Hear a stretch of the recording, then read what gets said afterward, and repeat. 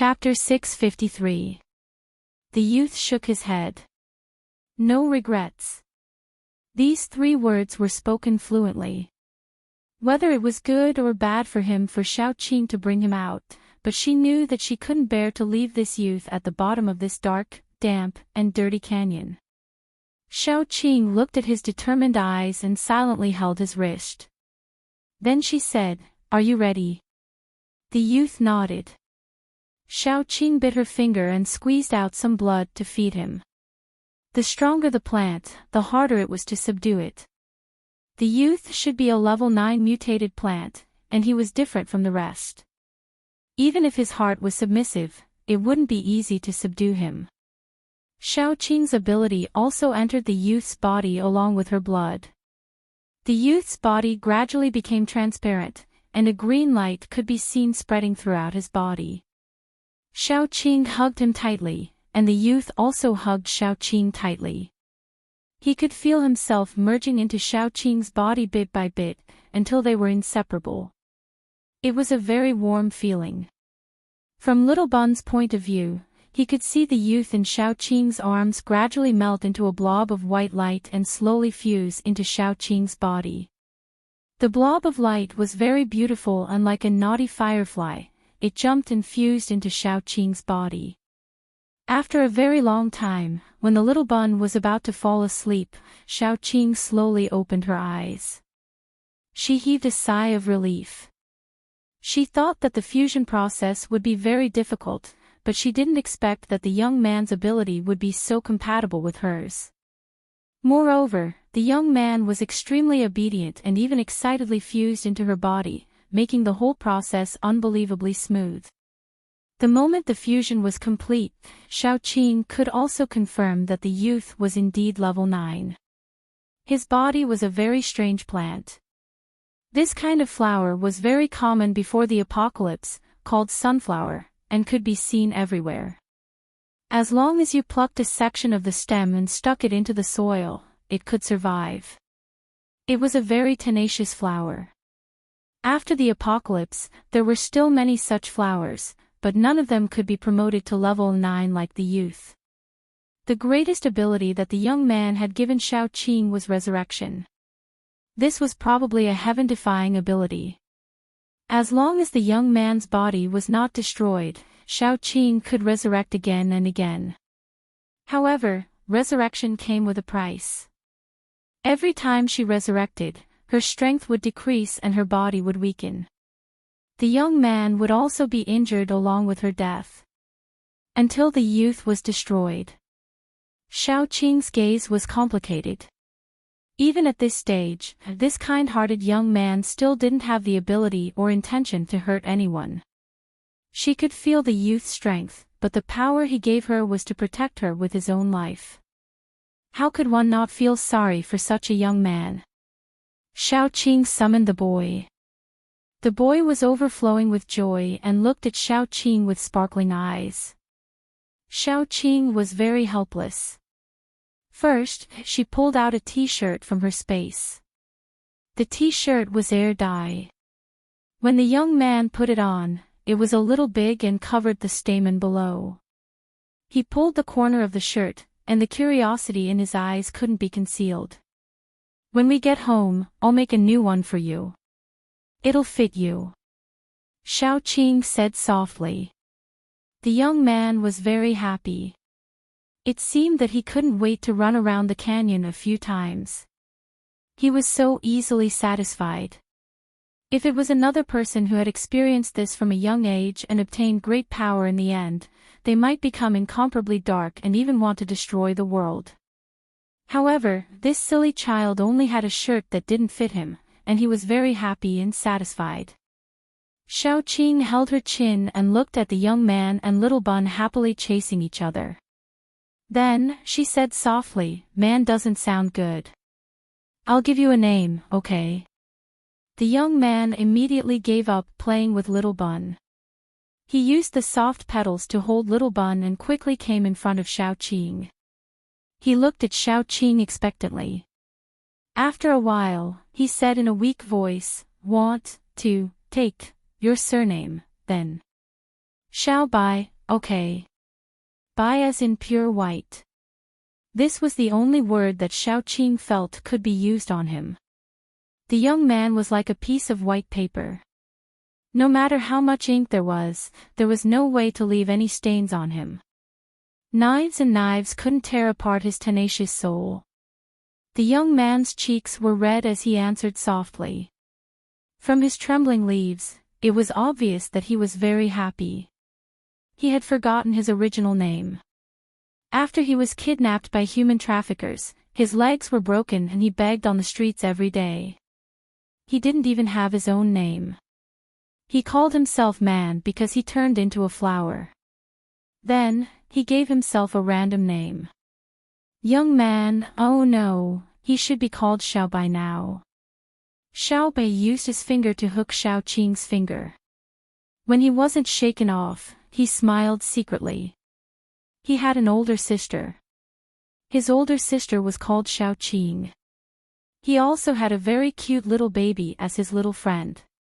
His little friend's name was Xiao Zi. He was called Xiao Bai.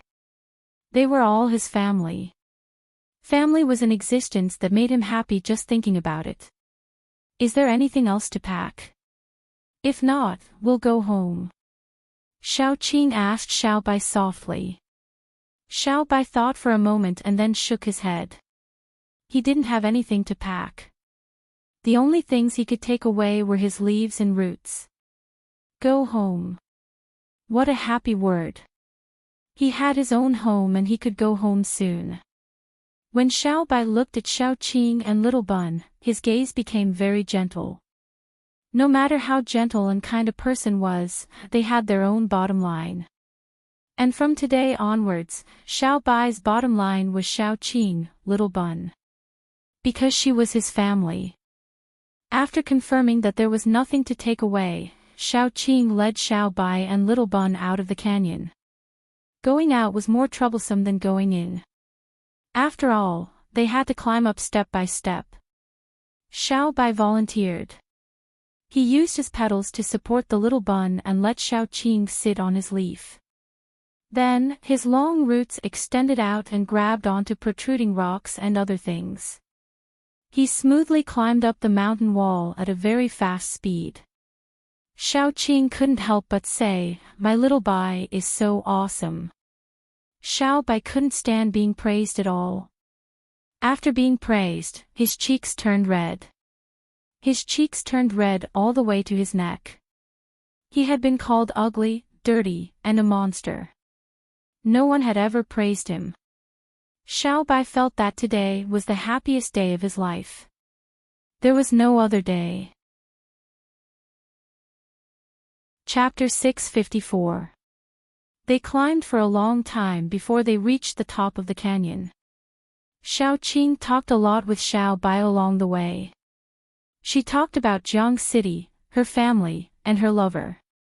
In short, they talked about happy things. After leaving the canyon, Xiao Qing found a stream, took a bath, and changed her clothes. She wanted to take Xiao Bai back so that they could travel faster. But when she saw Xiao Bai looking around with a curious look in his eyes, she couldn't bear to do that. He probably hadn't seen the outside world for a long time. Xiao Qing sighed and gave up her original idea. Fortunately, Xiao Bai was very smart. He weaved his roots into the shape of a tire so that he could run very fast. After finding a place to park the car, they had a means of transportation. Xiao Bai liked to climb out of the skylight to bask in the sun because most places in the canyon couldn't see the sun. So Xiao Qing was in charge of driving, and Xiao Bai was in charge of taking care of the child. He lazily basked in the sun on the roof of the car while the Little Bun climbed up and down on his body, looking very relaxed. When it was time for lunch, Xiao Qing would stop and cook for the two children. Although Xiao Bai was no different from a plant now, his taste was still human. And he liked spicy food, so they had either boiled fish or spicy chicken for lunch these 2 days. At noon, Xiao Qing was looking for food in the forest. Xiao Bai's roots came from afar and pulled her ankle. Xiaoqing put away the wild vegetables and mushrooms she picked and walked over. After walking over, she found that the two children, one big and one small, were both lying in the grass and peeking outside. She quietly went over, and Xiao Bai quickly pointed outside for her. Xiaoqing looked outside. How should she put it? Enemies were bound to meet. The one standing outside was none other than Mu Lianchuan, who disguised himself as an ordinary person and came to test them last time. At that time, she even wanted to introduce Mu Lianchuan to Mu Lin. Mu Lianchuan was at the front of the team, escorting big boxes one after another. The escorts were all ordinary paranormals, but there was a high-level zombie among every 3 to 5 paranormals. The most terrifying thing was that the strength of these high-level zombies had increased again. The weakest one was at level 7, and one of them was the woman holding the skull. Xiaoqing asked Xiao Bai and Little Bun not to make any noise. They gave up their cars and secretly followed this group of people. Xiaoqing had always been curious about the mastermind behind Mu Lianchuan's group. They had always appeared and disappeared mysteriously. She couldn't find them, let alone their nest. This was an excellent opportunity. If she was lucky, she might be able to find the other party's lair. After walking a little further, Mu Lianchuan raised his hand. Let's stop here and rest. We won't set up camp. Surround the goods in a circle and leave a small team to patrol. Vega, let's go check the surroundings. The woman holding the skull nodded, and the two of them left the team. Xiaoqing and Xiao Bai secretly communicated with each other using their spiritual powers, and then slowly followed after him. Mu Lianchuan and Vega were very cautious. They checked the surrounding 400 to 500 meters. When the two of them were about to go back, they suddenly heard a weak cry for help. Mu Lianchuan and Weaver Girl looked at each other, then walked towards the source of the cry for help. They were not trying to save people, but were preparing to investigate all the changes. They wanted to nip the danger in the bud. After walking for a while, they found a small swamp in front of them. A young boy was lying in the swamp. He looked very young and was trembling as he grabbed the weeds beside the swamp to prevent himself from being swallowed by the swamp. Chapter 655. Seeing the situation, Mu Lianchuan was prepared to leave, but Vega stopped. She seemed to see someone else through the youth and couldn't help but say, I'll go over and take a look. If I can save him, I'll save him. Mu Lianchuan was a little helpless. Then let's go together. The two of them walked towards the youth. The swamp wasn't big, but the youth was too young. It would probably be difficult for him to get out. Vega was the first to walk over. She reached out and was about to pull the youth, but before she could touch him, the grass beneath her feet moved. Countless green vines shot out and wrapped around Vega and Mu Lianchuan's calves. Their expressions changed and they were about to struggle when they heard a familiar voice behind them. Don't act rashly. Otherwise, I can crush your heads before you can break free. Mu Lianchuan's face turned bitter. He raised his hand and said, I surrender. Vega knew Xiaoqing's strength and was extremely obedient. Xiaoqing wasn't at ease and used the vines to bind them tightly before saying, Come out, little Bai. It's cold inside. Xiao Bai raised his head. With a little force from his roots, he crawled out of the swamp. His lower body's roots were still white and clean. There wasn't a speck of dirt on them. Xiao Bai pounced forward into Xiaoqing's arms. Xiaoqing hugged Xiao Bai and held Little Bun's hand. She looked coldly at the two of them. Speak. Where did you come from? What are you transporting? Where are you going? If you answer honestly, I can let you two off on account of your conscience. If the two of them didn't have the intention to save Xiao Bai, she would have killed them. Now it seemed that although the two of them were on the side of the mastermind, they hadn't lost their conscience. Mu Lianchuan, who was tied up like a cocoon, thought for a long time before finally saying helplessly, "Since it has come to this point, I have no choice.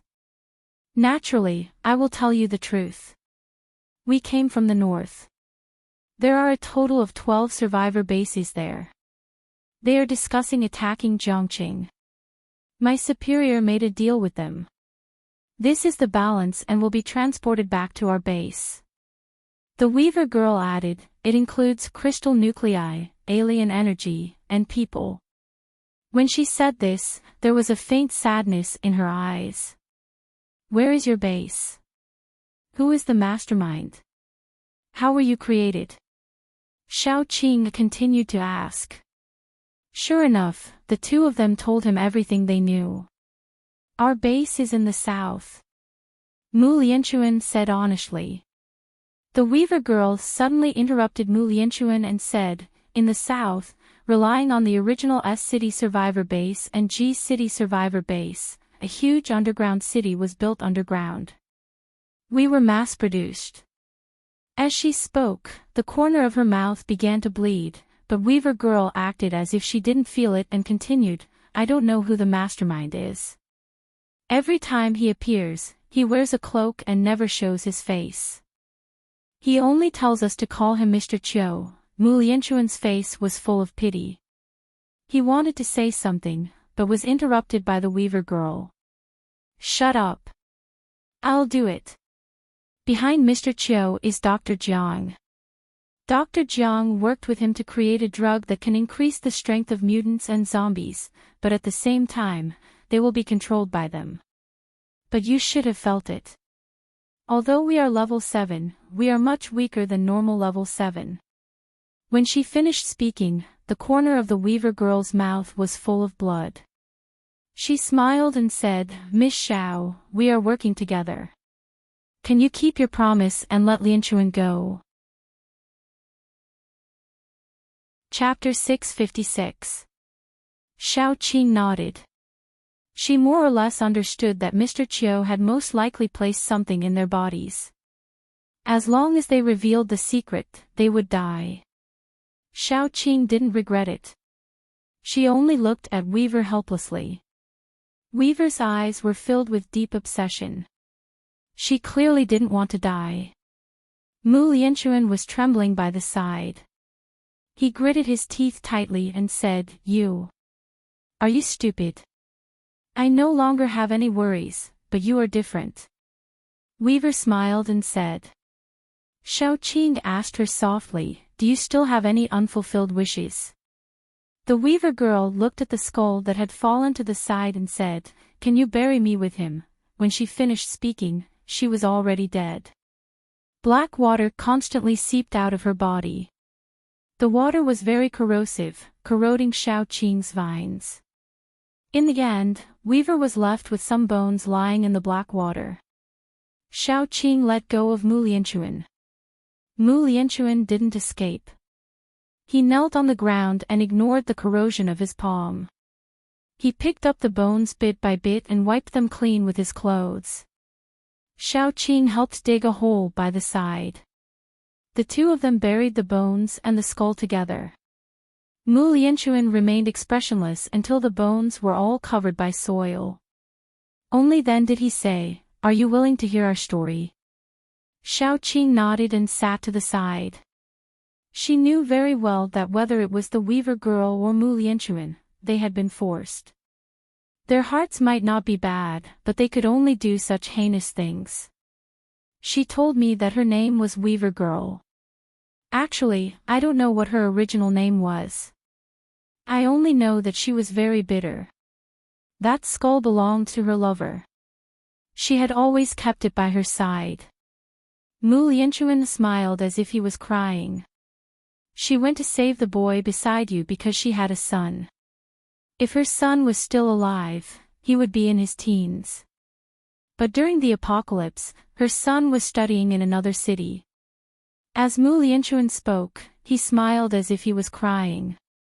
She saved the boy beside you because she had a son. If her son was still alive, he would be in his teens. But during the apocalypse, her son was studying in another city. Xiaoqing looked at Mu Lianchuan calmly. The bitterness in her heart was indescribable. Perhaps it was just as the weaver girl had said. There was no meaning in her life. Her only obsession was probably her son. "What about you?" Xiaoqing asked faintly. "Me. I'm a piece of trash that no one wants." Mu Lianchuan grinned.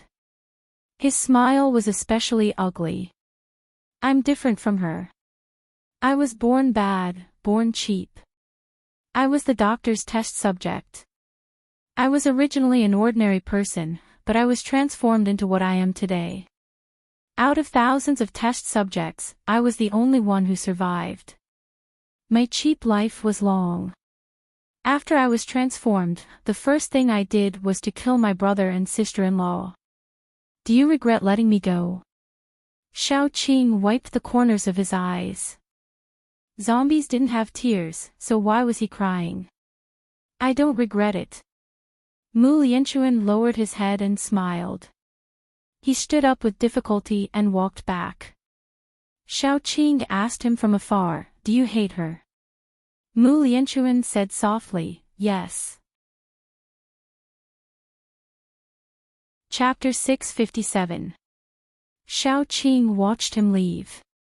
She could imagine how much pain he had gone through to become what he was now, and what kind of obsession he had to persist in that kind of pain. No one could tell whether he was a good person or not, but at least he was a human being. She was a good storyteller, because she would remember these stories, whether it was the dead weaver girl or the living Mu Lianchuan. At least as long as she was alive, she would always remember them. After confirming the location of the enemy's base, Xiaoqing didn't follow him. She didn't want to alert the enemy. After all, the enemy had the ability to mass-produce high-level zombies, so it didn't mean that he didn't have the ability to produce level 8 zombies. If she rashly alerted the enemy, she would lose the best opportunity. The best thing to do was to go back to Jiang City, take all her men, and solve this problem once and for all. However, the most important thing now was not to solve the enemy's base, but to deal with the 12 survivor bases first. After solving the problem, they would destroy the enemy's base in one fell swoop. That was the best choice. Xiaoqing glanced at the direction where Mu Lianchuan had left. There were many ordinary people there, who were about to become victims of human experiments, but she couldn't save them. She could be called cold-blooded or cruel, but she couldn't alert the enemy for these people.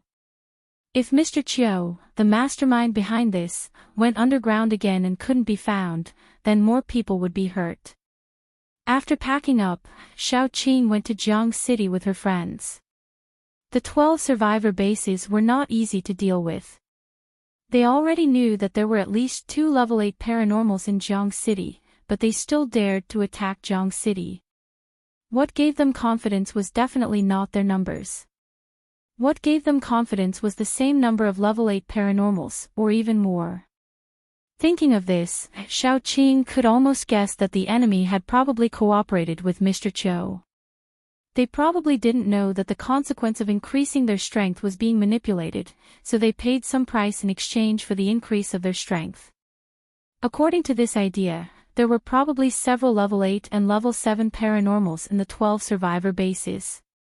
Otherwise, they wouldn't have the confidence to attack Jiang City.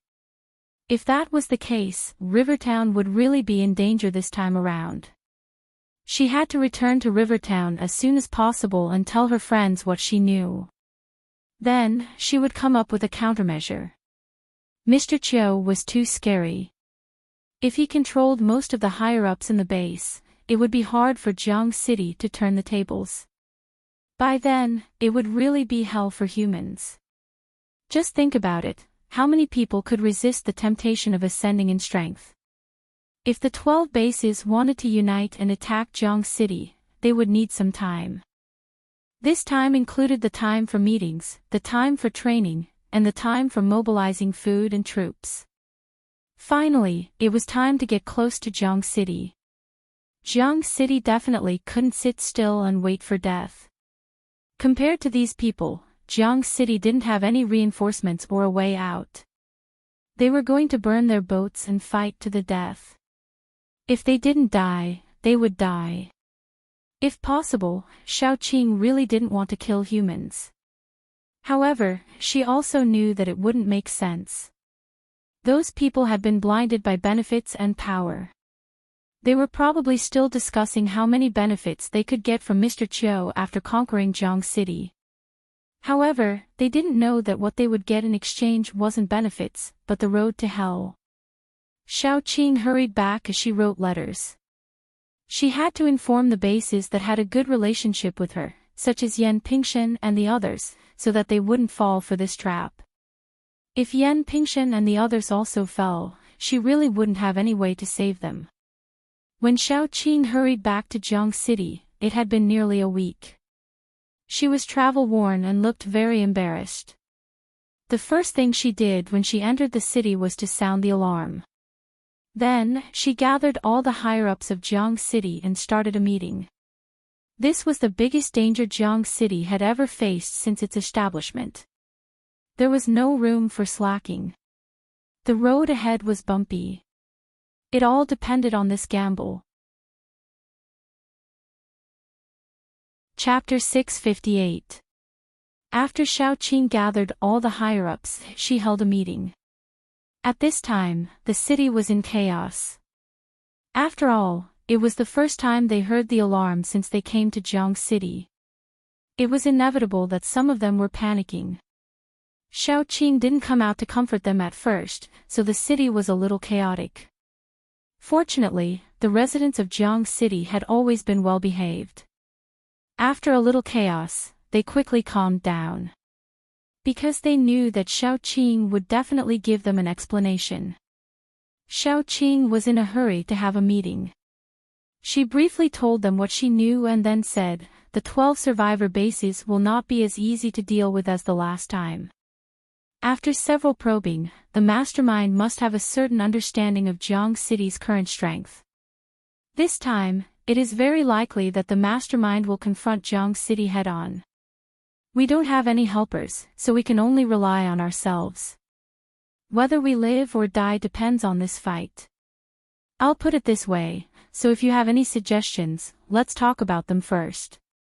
Mu Lin, as Xiaoqing's #1 fan, was the first to raise his hand. Things have come to this point.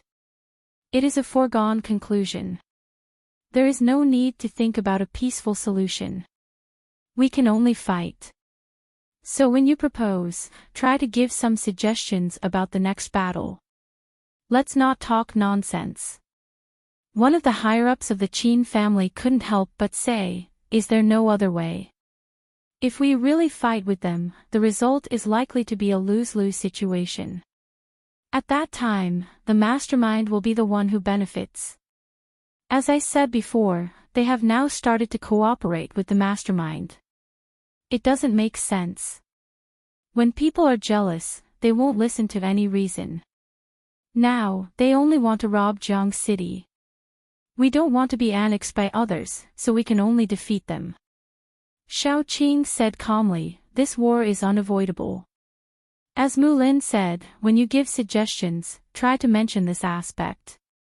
There was a moment of silence. After the silence, everyone became firm. Jiang City was their home. Now that someone wanted to destroy their home and rob everything that belonged to them, would they be stupid if they didn't fight back? Although they didn't want to kill their own kind, the other party's butcher's knife was already at their necks. They had no choice but to fight. Actually, it's very disadvantageous for us. Although we're the home team, we don't have any backup and there's no way out. We can only defend Jiangxing City. They have 12 survivor bases behind them. Yan Qiyu supported her chin and slowly analyzed, if possible, we can attack their base from behind. However, they have 12 survivor bases. If we only attack 1 or 2, it won't have any effect. It's really difficult to deal with the enemy at the same time. Xiaoqing nodded and said, we can't use this move until the last moment. Everyone knows that most of the survivors in the base are ordinary people. If we attack them, it will show that we are at the end of our rope.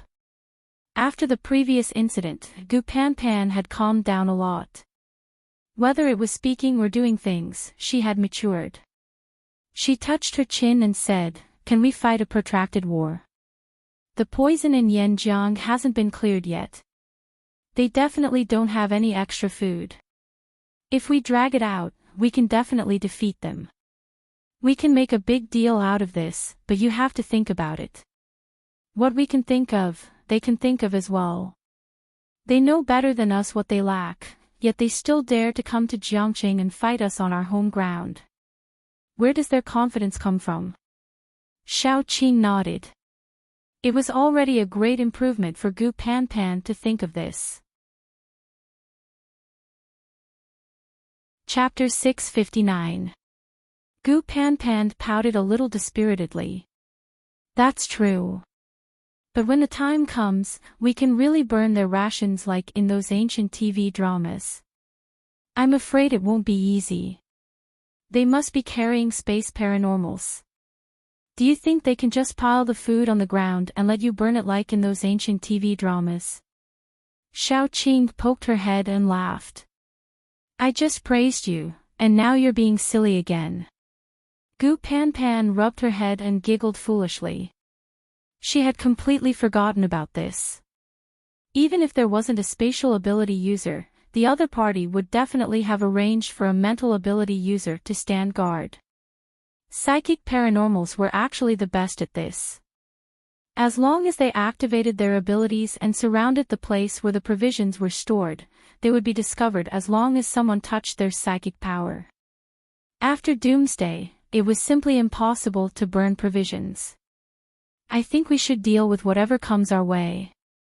Jiangqing City is actually very strong. We can just fight them head-on. I'm afraid that 12 survivor bases are less than the number of high-level paranormals in our city, Yan Hanqing said in a muffled voice. Xiao Qing touched her chin and said, "We can't just wait for them to come to our door and start fighting. We have to come up with some countermeasures in advance. Sister Qing, we don't even know how many people they have. We don't even know how many top-level and middle-level soldiers they have. We really can't think of any good ideas," a senior member of the Tan family said helplessly. Xiao Qing said helplessly, "I didn't ask you to think about how to defeat the 12 survivor bases. You should at least discuss the layout of the defense and come up with a plan. From now on, we will strengthen the defense of Jiang City. It's better to be safe than sorry." The group of people breathed a sigh of relief and then began to discuss in full swing. After the discussion, Xiao Qing went out and started the second meeting.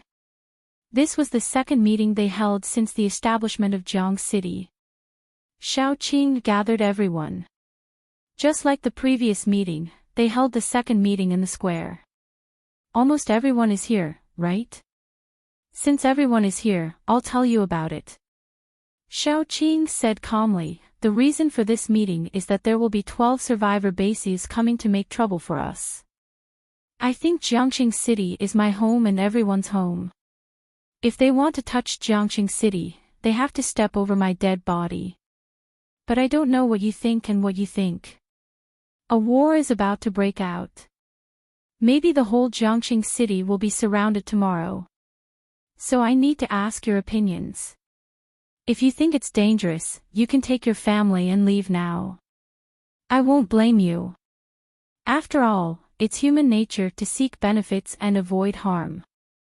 After a long time, there was no response. Perhaps they were still digesting Xiao Qing's words. After a long time, someone stood up. This person was none other than the girl who was raped last time. She plucked up her courage and said, "My lord, can I say something?" Xiao Qing nodded, and the girl said, "It's been a long time since the apocalypse, and this is the first time I've felt like I'm at home. I had an older sister before me. At that time, she was still in Jingdu. She was also defiled by a few superpowered people, but no one would stand up for her. In her despair, she became mentally unstable and finally jumped down from a building.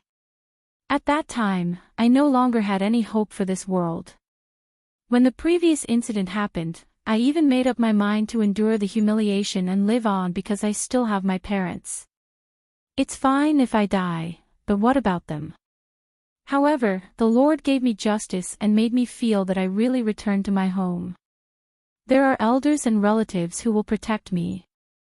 They won't let me suffer anymore. Jiang City is my home. Although I'm just an ordinary person, I still have to say that if the city exists, I'll be there. If the city dies, I'll be there too. Those who were still immersed in shock gradually woke up. Most people still liked the orderly and stable life in Jiang City. Jiang City didn't give them a richer life, but it gave them a more stable and dignified life. Just like what the girl said, Jiang City was their home. If they didn't protect it, who would? People began to stand up. My lord, we won't leave. Even a little girl has the courage to protect her home. How can we be cowards? If the city exists, I'll be there too. If the city dies, I'll be there too. Jiang City is our home. If we really run away, won't we be homeless? My lord, what do you need us to do? Just give us the order. There are no cowards here. If even our home is destroyed, how can we stand up straight? Yes, as long as the city is here, I'll be here. As long as the city is gone, I'll be gone. I've told my wife that even if Rivertown is in danger one day, the city lord will definitely stand at the forefront because he will protect the entire Rivertown. As for me, I will stand in front of my wife because I want to protect my wife and my home. The whole scene was filled with passion. Words rose and fell one after another. Finally, they converged into one sentence. Jiang City will never yield. If the city exists, I'll be there too. If the city dies, I'll be there too. Xiao Qing only wanted to inform them so that Jiang City wouldn't be in a mess when the enemy arrived. But she didn't expect them to make her feel so touched. The reconnaissance team will be responsible for keeping an eye on the surroundings at all times. Once they discover any unusual movements from the other side, they will immediately report back. Those in charge of planting and other matters, just do your job well. If we want to fight foreign aggression, we must first stabilize our internal affairs. At the very least, we must ensure that the internal affairs of Jiang City are stable when the battle begins. The farms and planting bases are our lifeblood, so we must send more people to protect them and have a stable harvest. Take good care of the elderly and children, and strive to completely stabilize the rear. In this way, our chances of winning will also increase. Here, I only have one thing to say to everyone: Jiang City will win.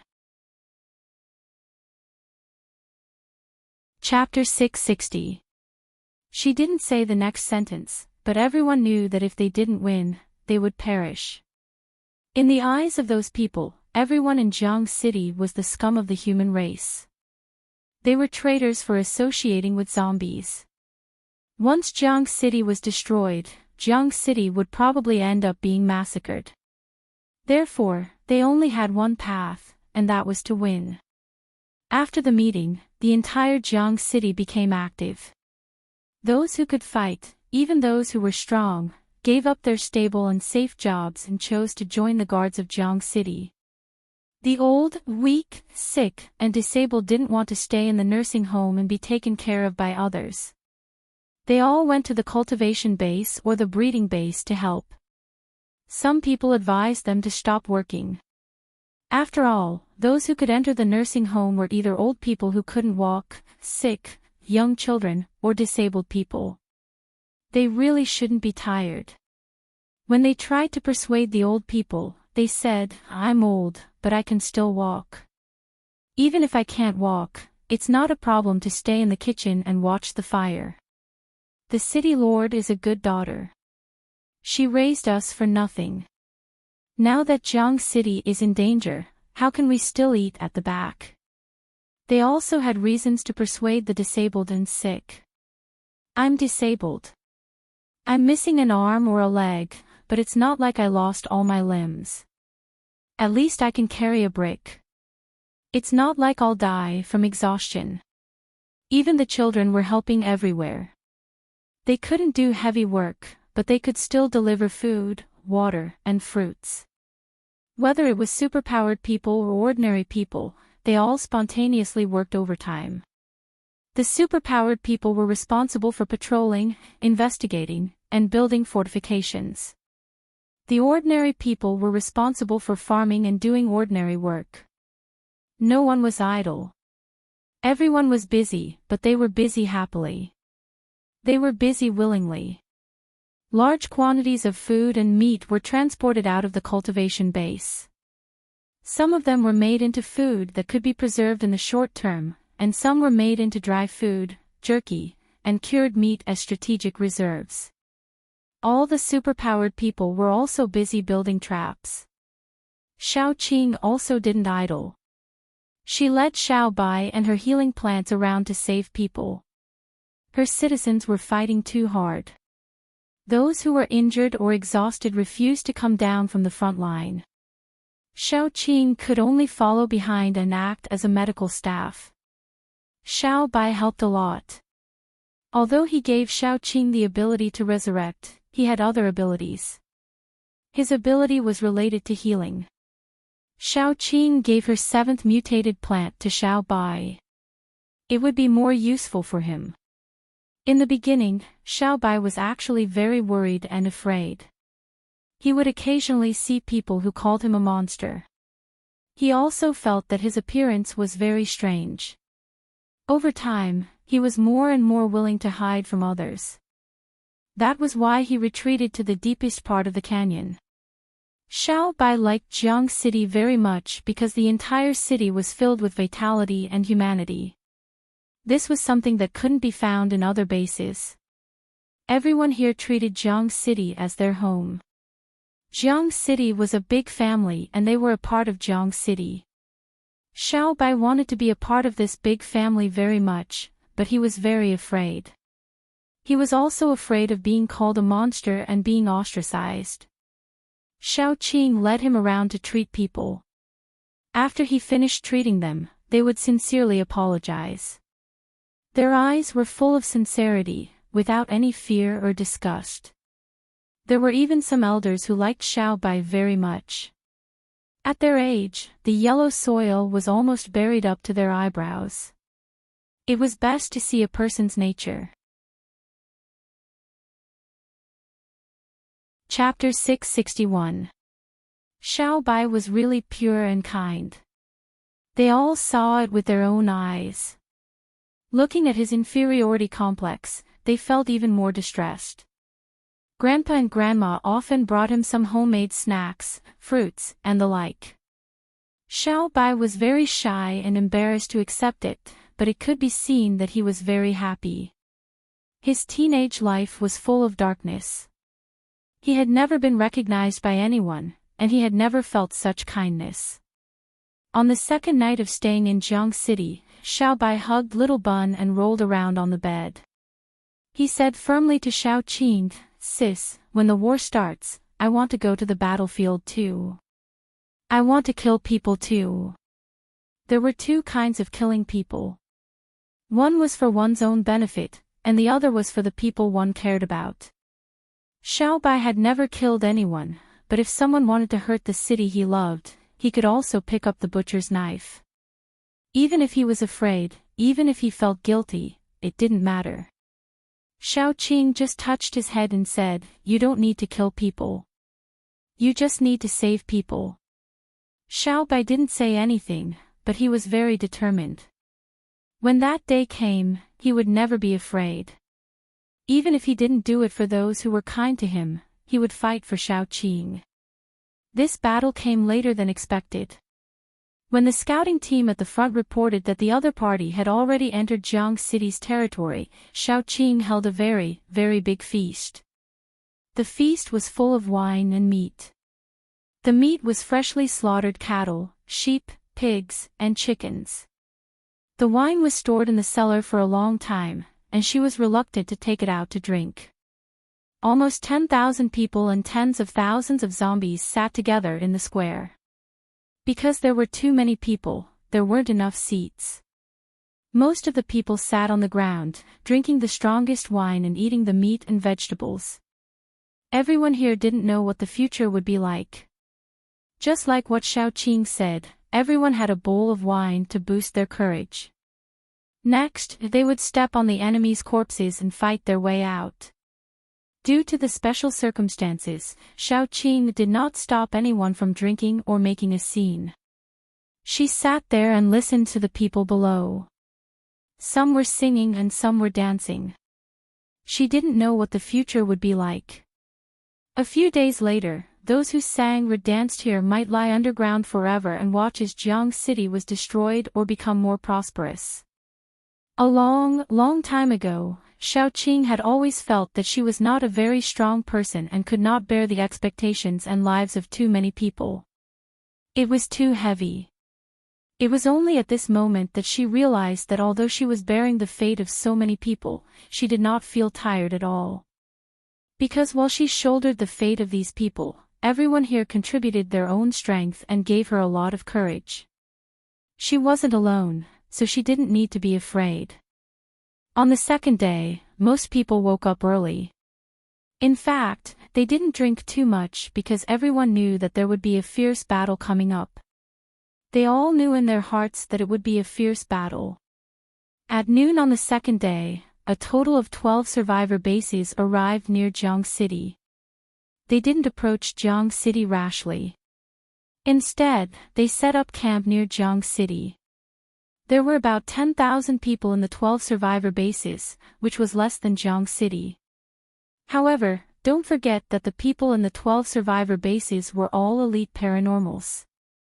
Among the 20,000 people in Jiang City, most of them were ordinary people, and some of them were low-level paranormals. These people had no fighting power. If these people were eliminated, Jiang City could provide about 5,000 people who could participate in the battle. Chapter 662. The number of people they had was less than half of that of the enemy.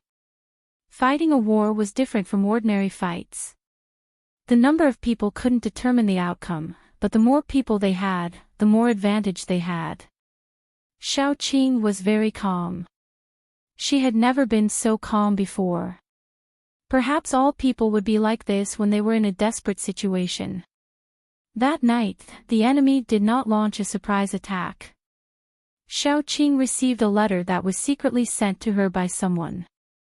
She opened the letter and found that it contained the number of the enemy's higher-ups, how many high-level paranormals there were, which bases they came from, which department they belonged to, and how many people Mr. Chiu had sent to support them. The letter was written clearly. After reading the letter, Xiaoqing almost understood who wrote the letter. It must be Mu Lianchuan. Xiaoqing took a deep breath. She finally understood why the enemy had the guts to come to Jiang City without any provisions.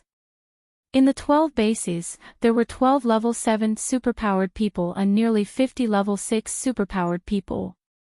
Mr. Chiu himself came with 6 level 8 zombies and 20 level 7 zombies. These zombies had disguised themselves as ordinary people and claimed that they were all mutants. However, Xiaoqing knew that the other bases must have known this as well. It was just that they had come to attack Jiang City under the pretext that those who were not of their race would have ulterior motives. How could they take the initiative to reveal that there were zombies in their own team? Xiaoqing studied it carefully and found that Jiang City had a great chance of winning. As long as Mr. Chiu hadn't reached level 9, the enemy couldn't suppress Jiang City. Because just a few days ago, Gu Panpan and Yin Yi had successfully reached level 8, while Yan Hanqing and the others had only reached level 7. Although they were only at level 7, it wasn't a big problem for them to fight against level 8 zombies made by humans.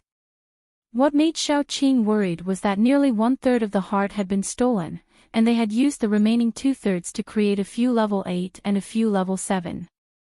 Then, was it possible that Mr. Chiu had used the remaining 1/3 to break through to level 9? If he was really at level 9, it would be really dangerous this time.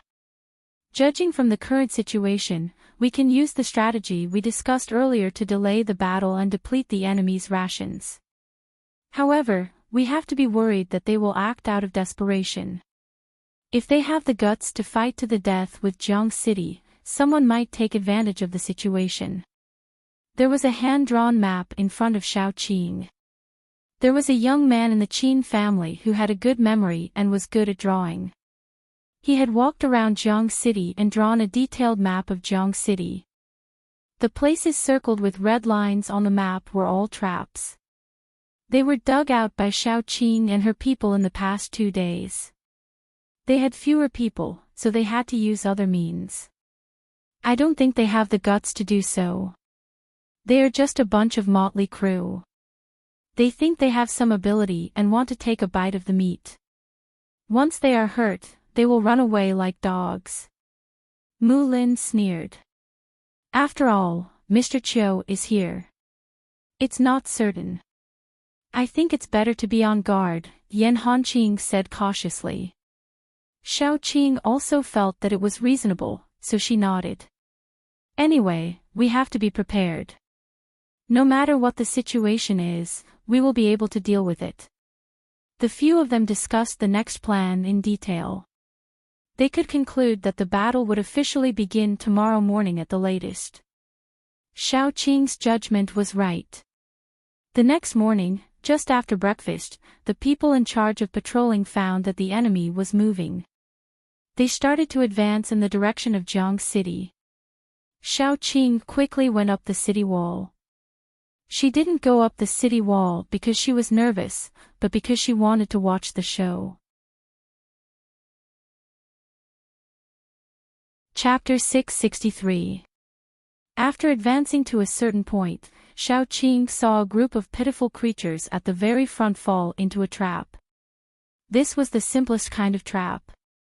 The top was covered with a thin layer of soil, while the bottom was filled with sharp blades that pointed upwards. These sharp blades were all made by Zhu Mochin and were much harder than normal blades.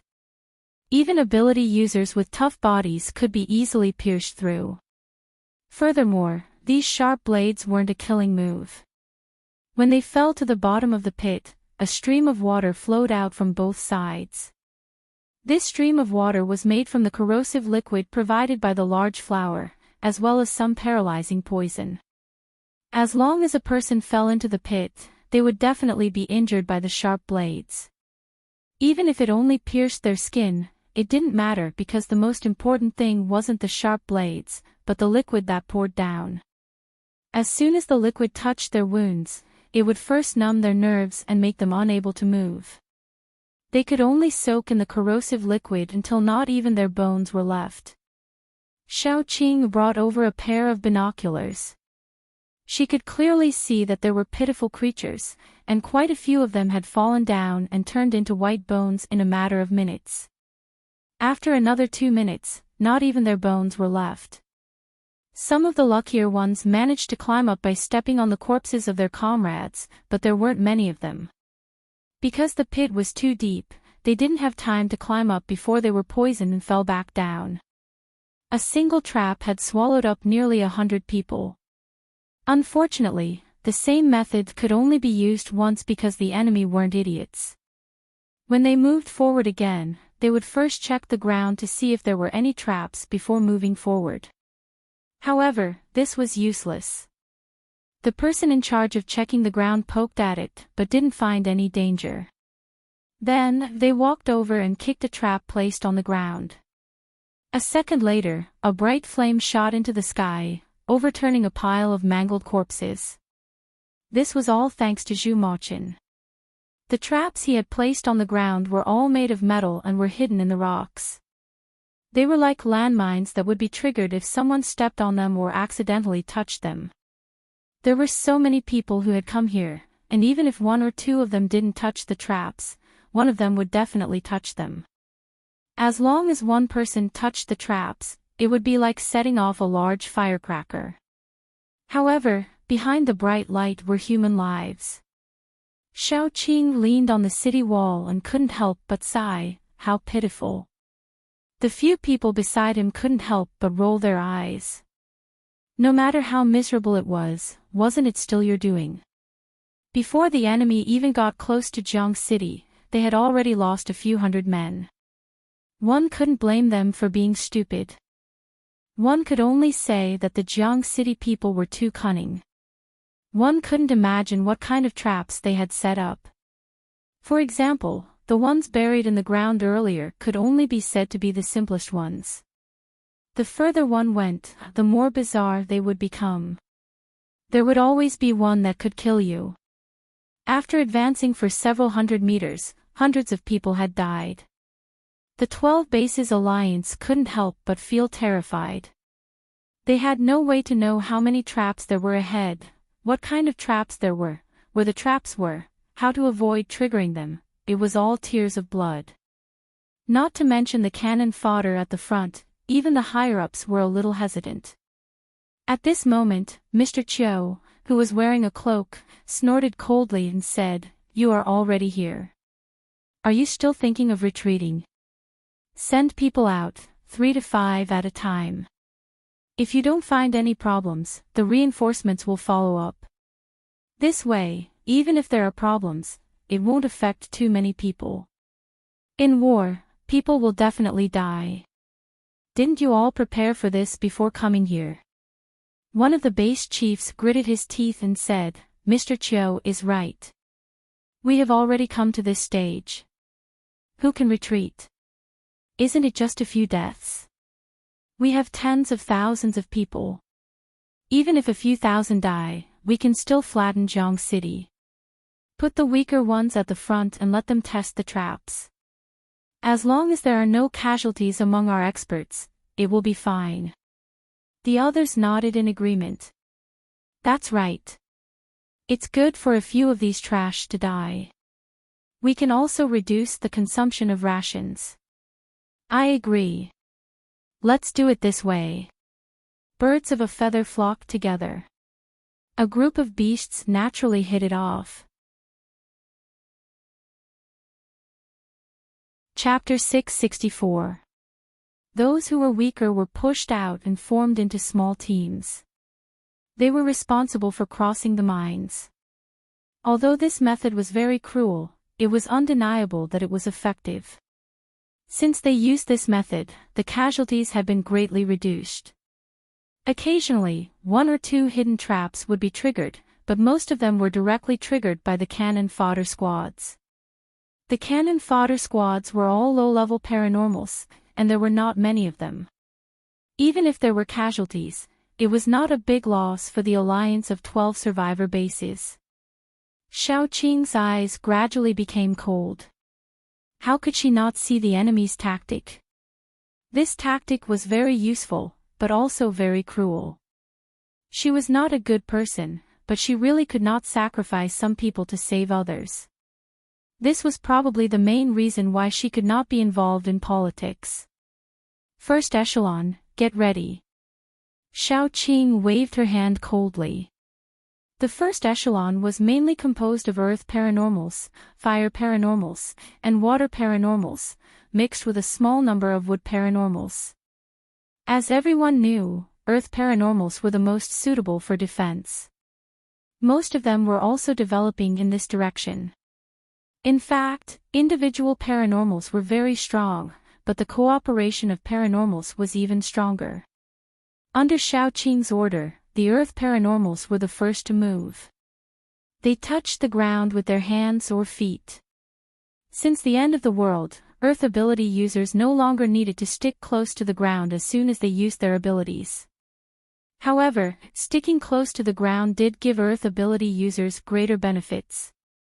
Once they touched the ground, it meant that they had to go all out. At this time, the first echelon of the alliance of 12 survivor bases had officially arrived at the wall of Jiang City. Just when they were a little relieved, the ground under their feet suddenly became empty. What did it mean to be empty? The ground under the feet of nearly 1,000 people in the first echelon instantly sank into a huge pit. The pit was hundreds of meters deep and its width could not be measured with the naked eye. At the moment when the ground sank, countless vines drilled out of the ground. Some bound their hands, feet, and bodies, and some spewed out poisonous fog and venom. No matter what, they had only one goal, that was to drag people down. Some people struggled to break free from these plants. When they raised their heads, fireballs instantly fell. Countless fireballs fell into the pit, and only miserable screams could be heard. Perhaps there were still some water ability users in the pit, but it was useless. There were too many fireballs falling down. Water could extinguish fire, but if the fire reached a certain level, it could also boil water into steam. After the fireballs fell down one after another, a waterfall of water followed. The water quickly flowed into the huge pit. Guchuan raised his hand, and it really was 1,000 miles of ice. The place where people were originally standing was only left with a smooth and clean ice surface. If one took a closer look, they would be able to see that there was a person in the ice whose posture was distorted, frozen in the moment of struggle. Some of the people who were closer to them instantly shuddered and couldn't help but step back. They had never experienced what it felt like to use paranormals as an army.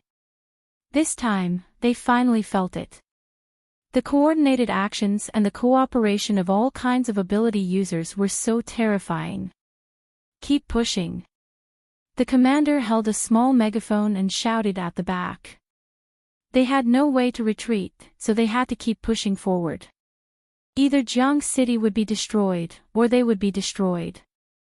Those who wanted to solve this matter peacefully were idiots. Finally, the paranormals on both sides had their first head-on confrontation. This confrontation was in a stalemate for a long time, and both sides retreated with heavy injuries. Chapter 665.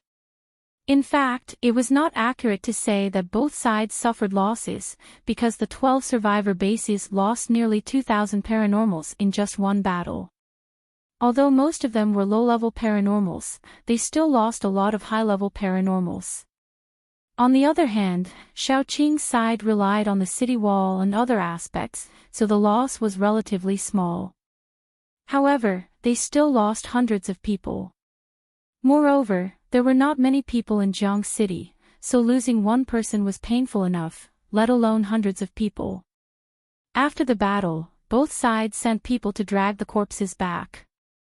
They didn't know how to deal with the 12 bases, but Shaoqing's side would definitely be buried. In order to prevent the corpses from rotting in the soil and causing a plague, or being eaten by zombies, all the corpses would be cremated. In the north of Jiang City, a special cemetery for martyrs was built. After cremation, the corpses would be transported to the cemetery and buried there. Shaoqing said that they were all heroes of Jiang City, so they were qualified to receive the highest respect. When the corpses were collected, everyone was very sad. They were very familiar with those corpses. Before, they used to drink, sing, and joke with each other, but now, they were all in eternal sleep. Some of them had lost their husbands, daughters, sons, fathers, mothers, and sisters. The scene was so tragic, but no one cried. Everyone's eyes were full of tenacity, sadness, and hatred. When the corpses were cremated, Shaoqing stood there for a long time until all the corpses were cremated and sent to be buried. We will remember them. Xiao Bai held back for a long time, and then squeezed out some words of comfort. Shaoqing stiffly curled up the corner of her mouth. She always knew that people would die in war, and she had killed many people with her own hands. However, the feeling of killing people was different from watching people you knew die in batches. One person's strength could not change a large-scale war, no matter how strong that person was.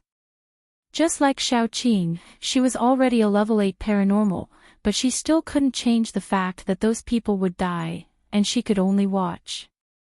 As the top paranormal in a force, Shaoqing was like a heavy weapon that couldn't be used easily. It was more of a deterrent. Once she made a move, it would mean that the battle had reached its climax, or it would be over. City Lord, you don't have to be sad. They sacrificed themselves to protect their home. Everyone will remember them. They died without regrets.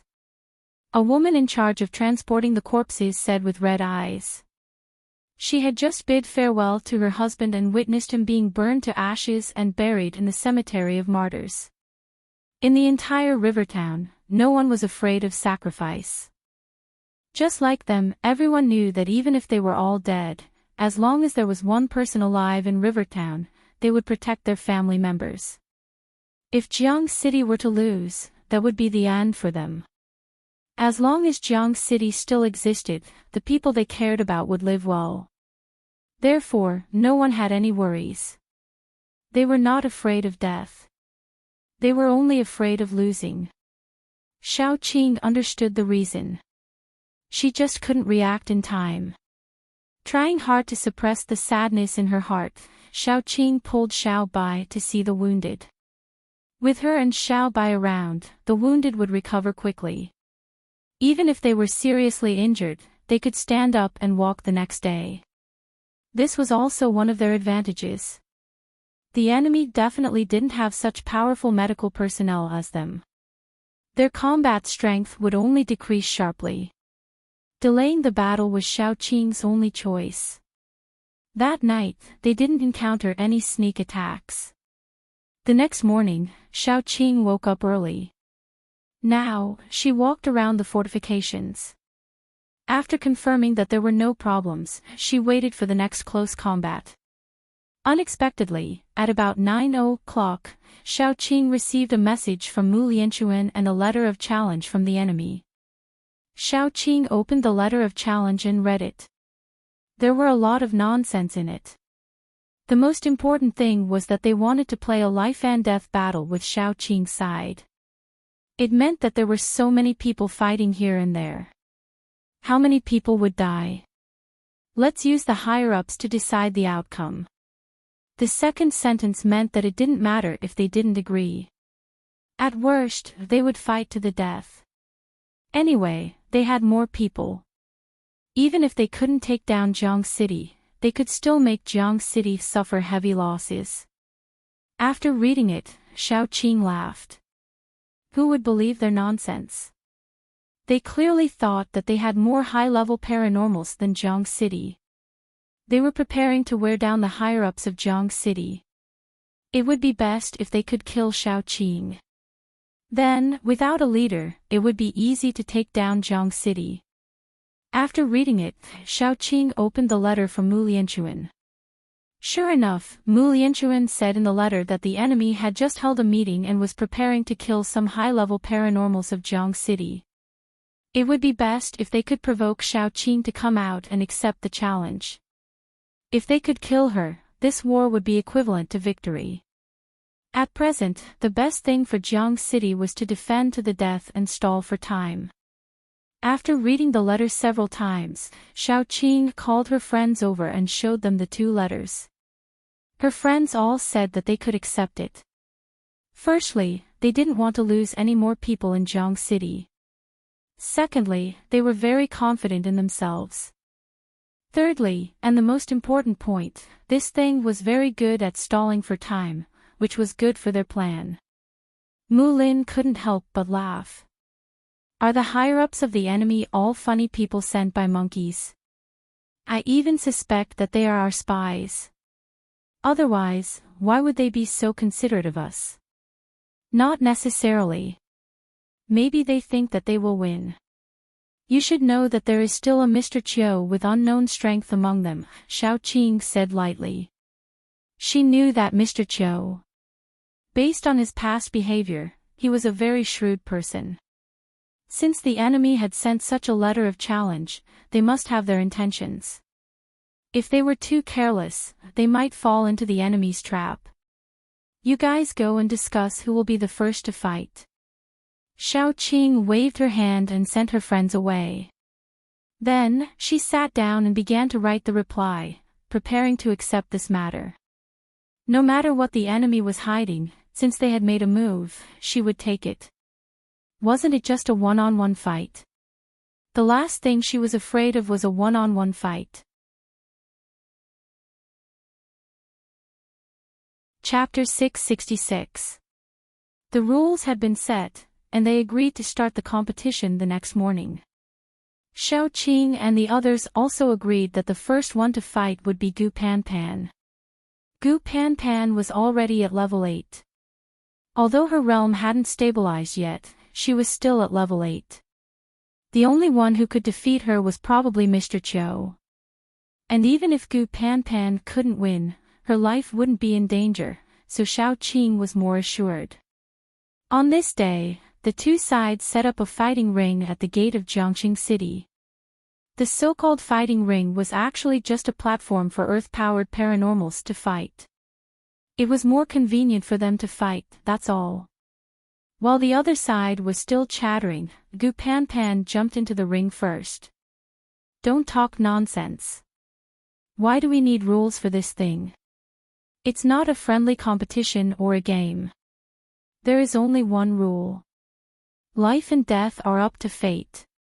If you die, I'll replace you. When I'm tired, I'll replace you. Who's on your side? Add one more rule. The loser will be at the mercy of the other side. What do you think? Mr. Qiu suddenly said. Xiao Qing yawned and said, I don't agree with this rule. If you take turns to fight, and the last person wins my Panpan, do you think I'll hand her over? It doesn't make sense. Then let's fight one-on-one. Taking turns doesn't count, Mr. Qiu continued. Deal. Xiao Qing smiled and said, but I like to be shameless. I'm telling you in advance. Mr. Qiu didn't say anything more. He just stepped back. Then, a paranormal jumped into the ring. Little girl, you're quite good at talking. Let me see if your other skills are as good as your talking skills. Bah, I'll tear your mouth off. Gu Panpan stamped her foot and activated her supernatural ability. At her level, when she activated her supernatural ability, she was no longer like a King Kong Barbie. At most, she looked a little muscular. The other party was a wind paranormal. He smiled and was very proud of himself, because the wind paranormal was the most flexible among all the paranormal powers, and it specialized in countering clumsy ones like the strength paranormal. Just as he was about to fly a kite with Gu Panpan suddenly appeared in front of him. She grabbed his ankle and slammed him into the ground. A huge hole was smashed in the dirt arena in an instant. Gu Panpan slammed him left and right. She used her strength skillfully and managed to scatter the man's ability just as he was about to gather. So when the man was smashed into a meat patty, he didn't even manage to release a gust of wind. Gu Panpan kicked the remains of the body into the pit and stretched her limbs. She then called out to her men, someone, come and fix this place up. Bury him while you're at it. Immediately, an earth ability user ran over and repaired the arena. While repairing the arena, the pile of broken limbs was also buried in the arena. Many people in the 12 Survivor Bases Alliance gasped. They had never seen such a violent woman. Let me have a try. A good-looking man jumped out. As soon as he got on the arena, he quickly activated his supernatural ability. He was more cautious than the previous man. He was a fire paranormal, so he used a big move on Gu Panpan as soon as he got on the arena. Countless fireballs looked like shooting stars, constantly falling on Gu Panpan. Gu Panpan curled up her body like an iron ball and quickly passed through the fireballs. Then she stretched her body and rushed to the man. The man was shocked because he found that the move he was so proud of only burned some of Gu Panpan's hair and clothes. It didn't hurt Gu Panpan at all. Chapter 667. As everyone knew, the strongest thing about strength-based paranormals was their physical bodies. If they got close to them, these nature-based paranormals would be beaten like dogs. He hurriedly created a shield around him, but before he could do anything else, Guponpon's punch broke the shield around him. In the next second, Guponpon's fist landed on his head. His big head exploded like a smashed watermelon. Red and white blood splashed all over the ground. 2 paranormals, both above level 6, were killed in seconds. The few people who were gasping just now felt their legs go soft. Someone had a flash of inspiration and quickly said, "She seems to be the level 8 paranormal we saw last time in Jiang City." As soon as this was said, some level 7 paranormals who were eager to fight immediately withered. No one had expected that the first to fight in Jiang City would be a level 8 paranormal. According to the usual practice, level 8 paranormals should be the last to fight, and level 6 and level 7 paranormals should be the first to fight. The only explanation for this was that there were other level 8 paranormals in Jiang City. The few base chiefs kept gasping. Fortunately, they had found Mr. Chiu. Otherwise, this battle would be really difficult to fight. So they all looked at Mr. Chiu. Mr. Chiu was silent for a moment, then waved his hand. A very handsome man immediately walked out from behind him. The man's eyes were delicate, and his temperament was gentle, but there was also a bit of toughness. As soon as he stepped out, Guponpon's face changed. She stared at the man, her eyes red. Gupanpan stepped forward and said coldly, "How dare you show up in front of me?" The man clenched his fists, his face expressionless. Gupanpan smiled and rubbed her fists. "That's what I wanted." Then Gupanpan rushed up and punched the man's face. The man only had time to reach out his hand to block, and then the next second, he flew out and hit the ground hard. Gupanpan leapt up once again.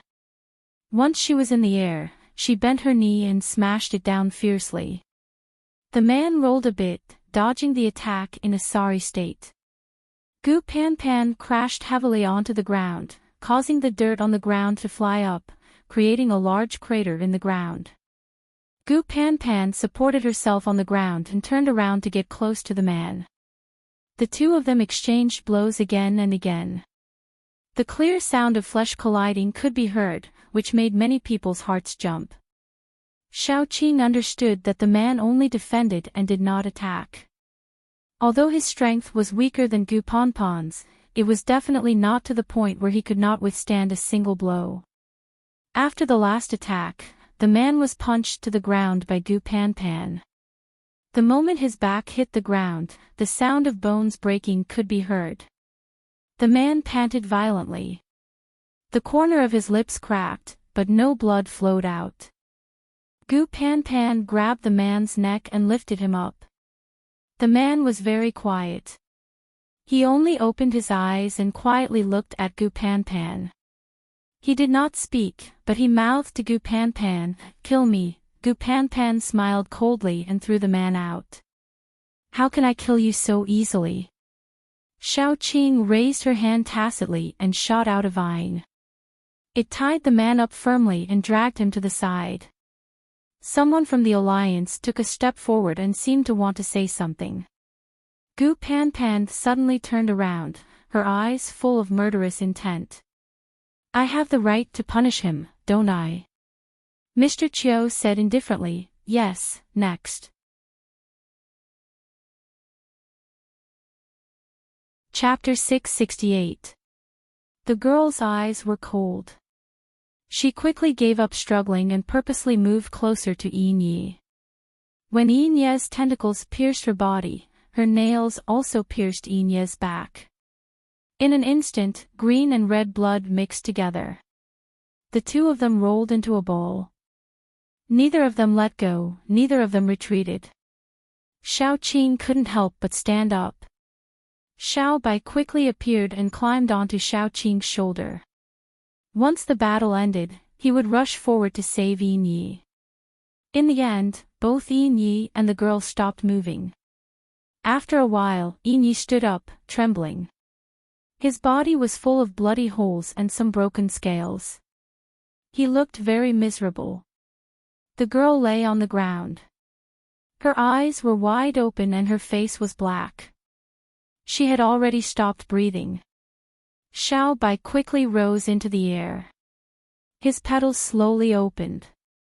Pink spots of light that looked like pollen followed his petals and landed on Yinye's body.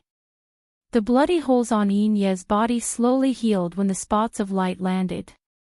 Xiao Bai opened his leaves and carried Yinye back.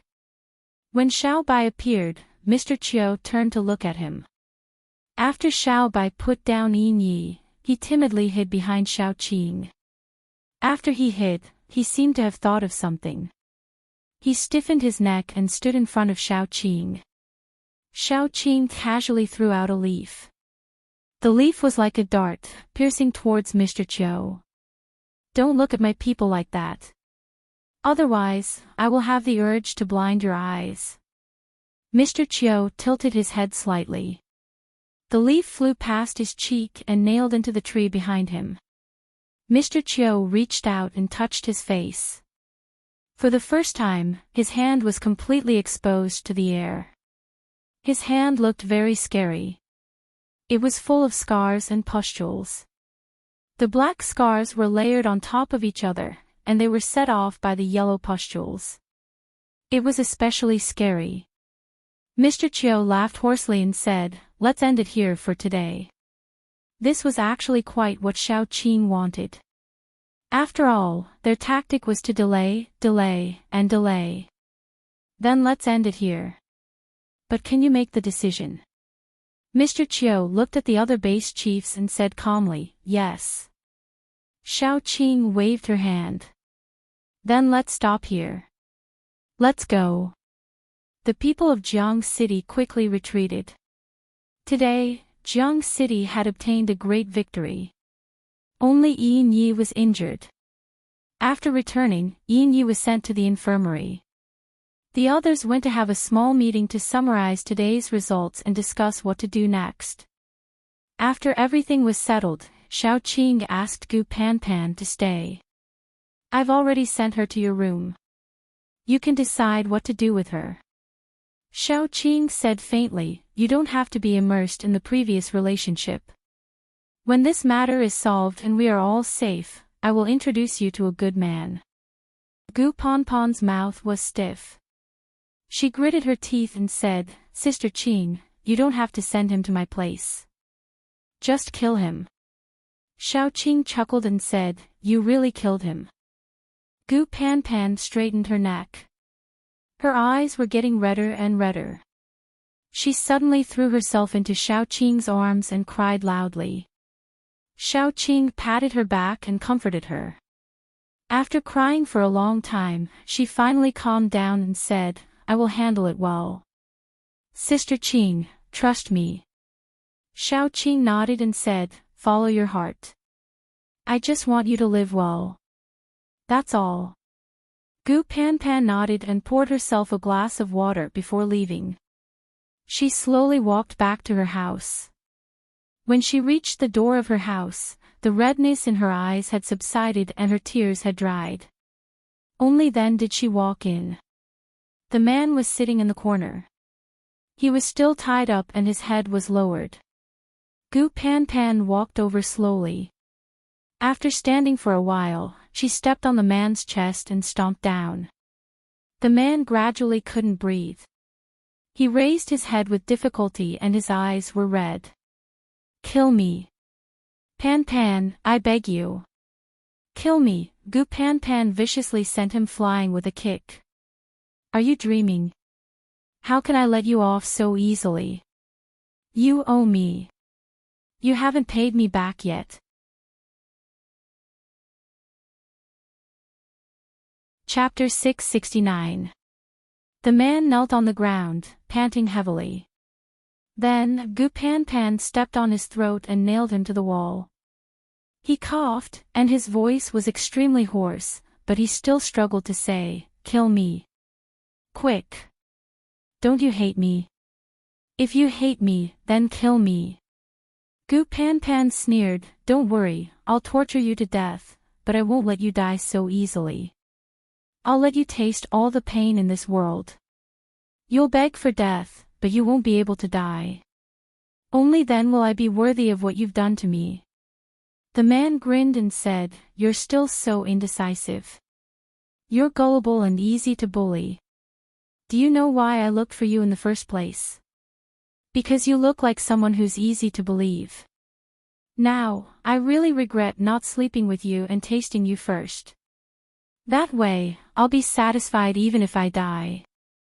Gu Pan Pan punched the man's head with all her strength. She wanted to beat the man into a pulp. She hated herself for being so shallow. She couldn't tell if he was a human or a dog. That was why she fell in love with such a scumbag. The man closed his eyes, and a trace of satisfaction appeared at the corner of his mouth. But at this moment, Gu Pan Pan sneered and withdrew her fist. "Are you trying to provoke me? It's useless. I said before that I won't let you die so easily." Then, she picked up the man and threw him into the cage where the mutated beasts were kept. She borrowed this cage from Qin Zishi, and it came in handy. After throwing him in, Gu Pan Pan walked out slowly. This was the only time in her life that she was weak. She didn't expect to be used by someone and almost hurt her own people. She regretted it so much that her intestines were about to break. But when she looked at his face just now, she couldn't bring herself to kill him. When did she become so weak? Gu Pan Pan used torturing him and not letting him die so easily as a reason, but she knew in her heart that she just couldn't bring herself to do it. "Kill me. Kill me if you can. Gu Pan Pan, you coward. You deserve to be tricked.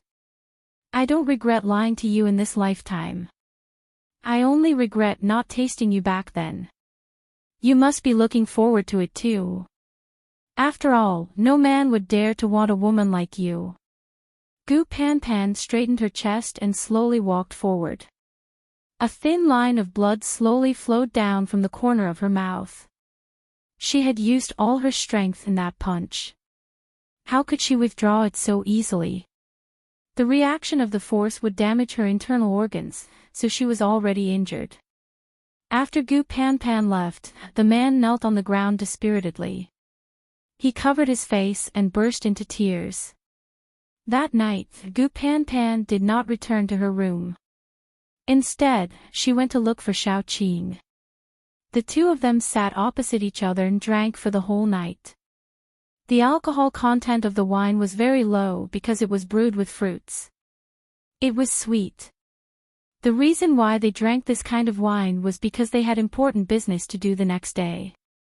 If they got drunk, it would affect tomorrow's business. However, Gu Pan Pan was still drunk. There was a saying that went, "It's not the wine that gets you drunk, but you get yourself drunk." The drunk Gu Pan Pan lay in Xiao Qing's arms and cried like a child. She tugged at Xiao Qing's clothes and sobbed, "Sister Qing, Sister Qing, Sister Qing, Sister Qing, Sister Qing, what should I do? I want to kill him so much, but why can't I do it? He clearly tricked me so badly. Why can't I do it?" Xiao Qing rubbed her head and said, "Because you still have feelings for him. That's very normal. After all, he's your first love, and you're still a child. Take it slow. Sooner or later, you'll forget him and meet someone more suitable for you." Gu Pan Pan's eyes were red. I can't forget. Why can't God open his eyes and let me fall in love with this kind of scum? I hate him. I hate him, and I hate myself.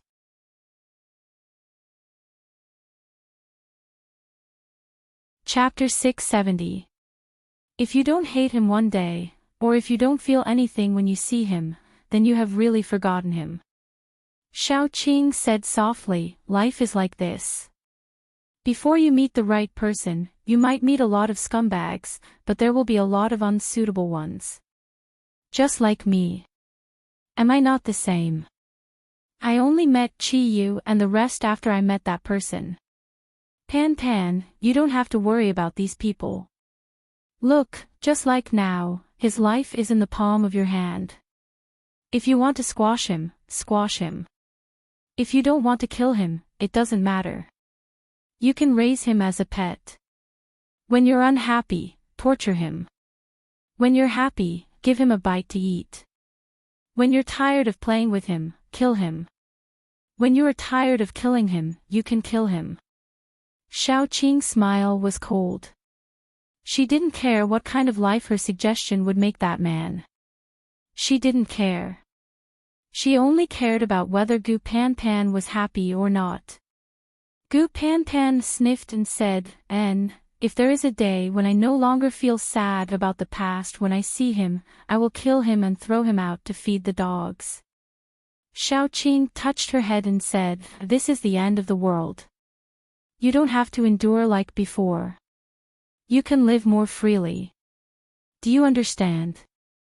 Gu Pan Pan nodded and said, Sister Qing, I have thought it through. It's not like I can't live without love. The most important thing to me is all of you.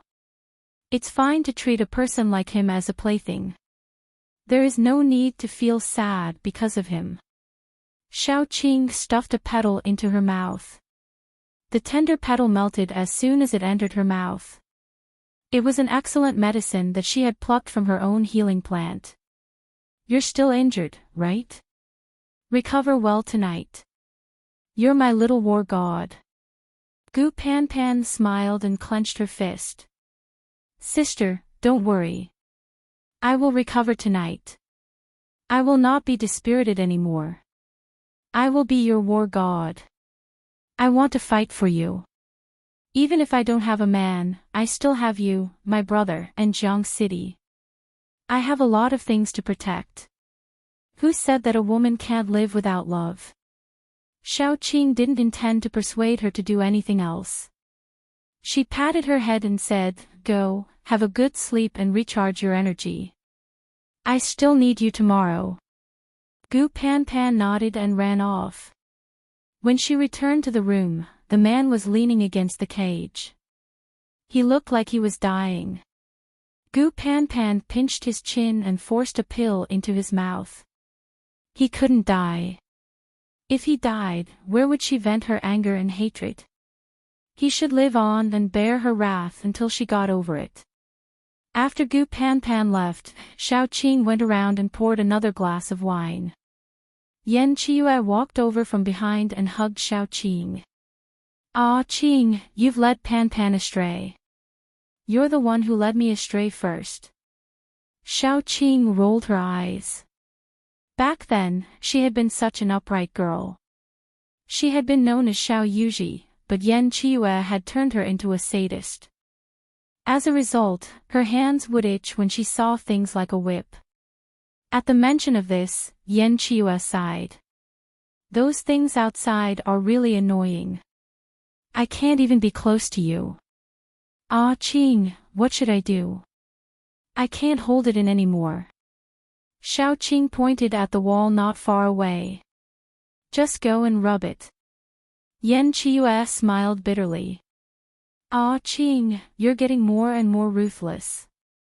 Why don't you rub it with your hands? Xiaoqing sneered. I'll break it for you. Do you believe me? Let me hug you. Yan Qiyu was finally obedient. He leaned on Xiaoqing's shoulder. After a long time, he said, Ah Qing, go and check on Dai. He's been a little strange these days.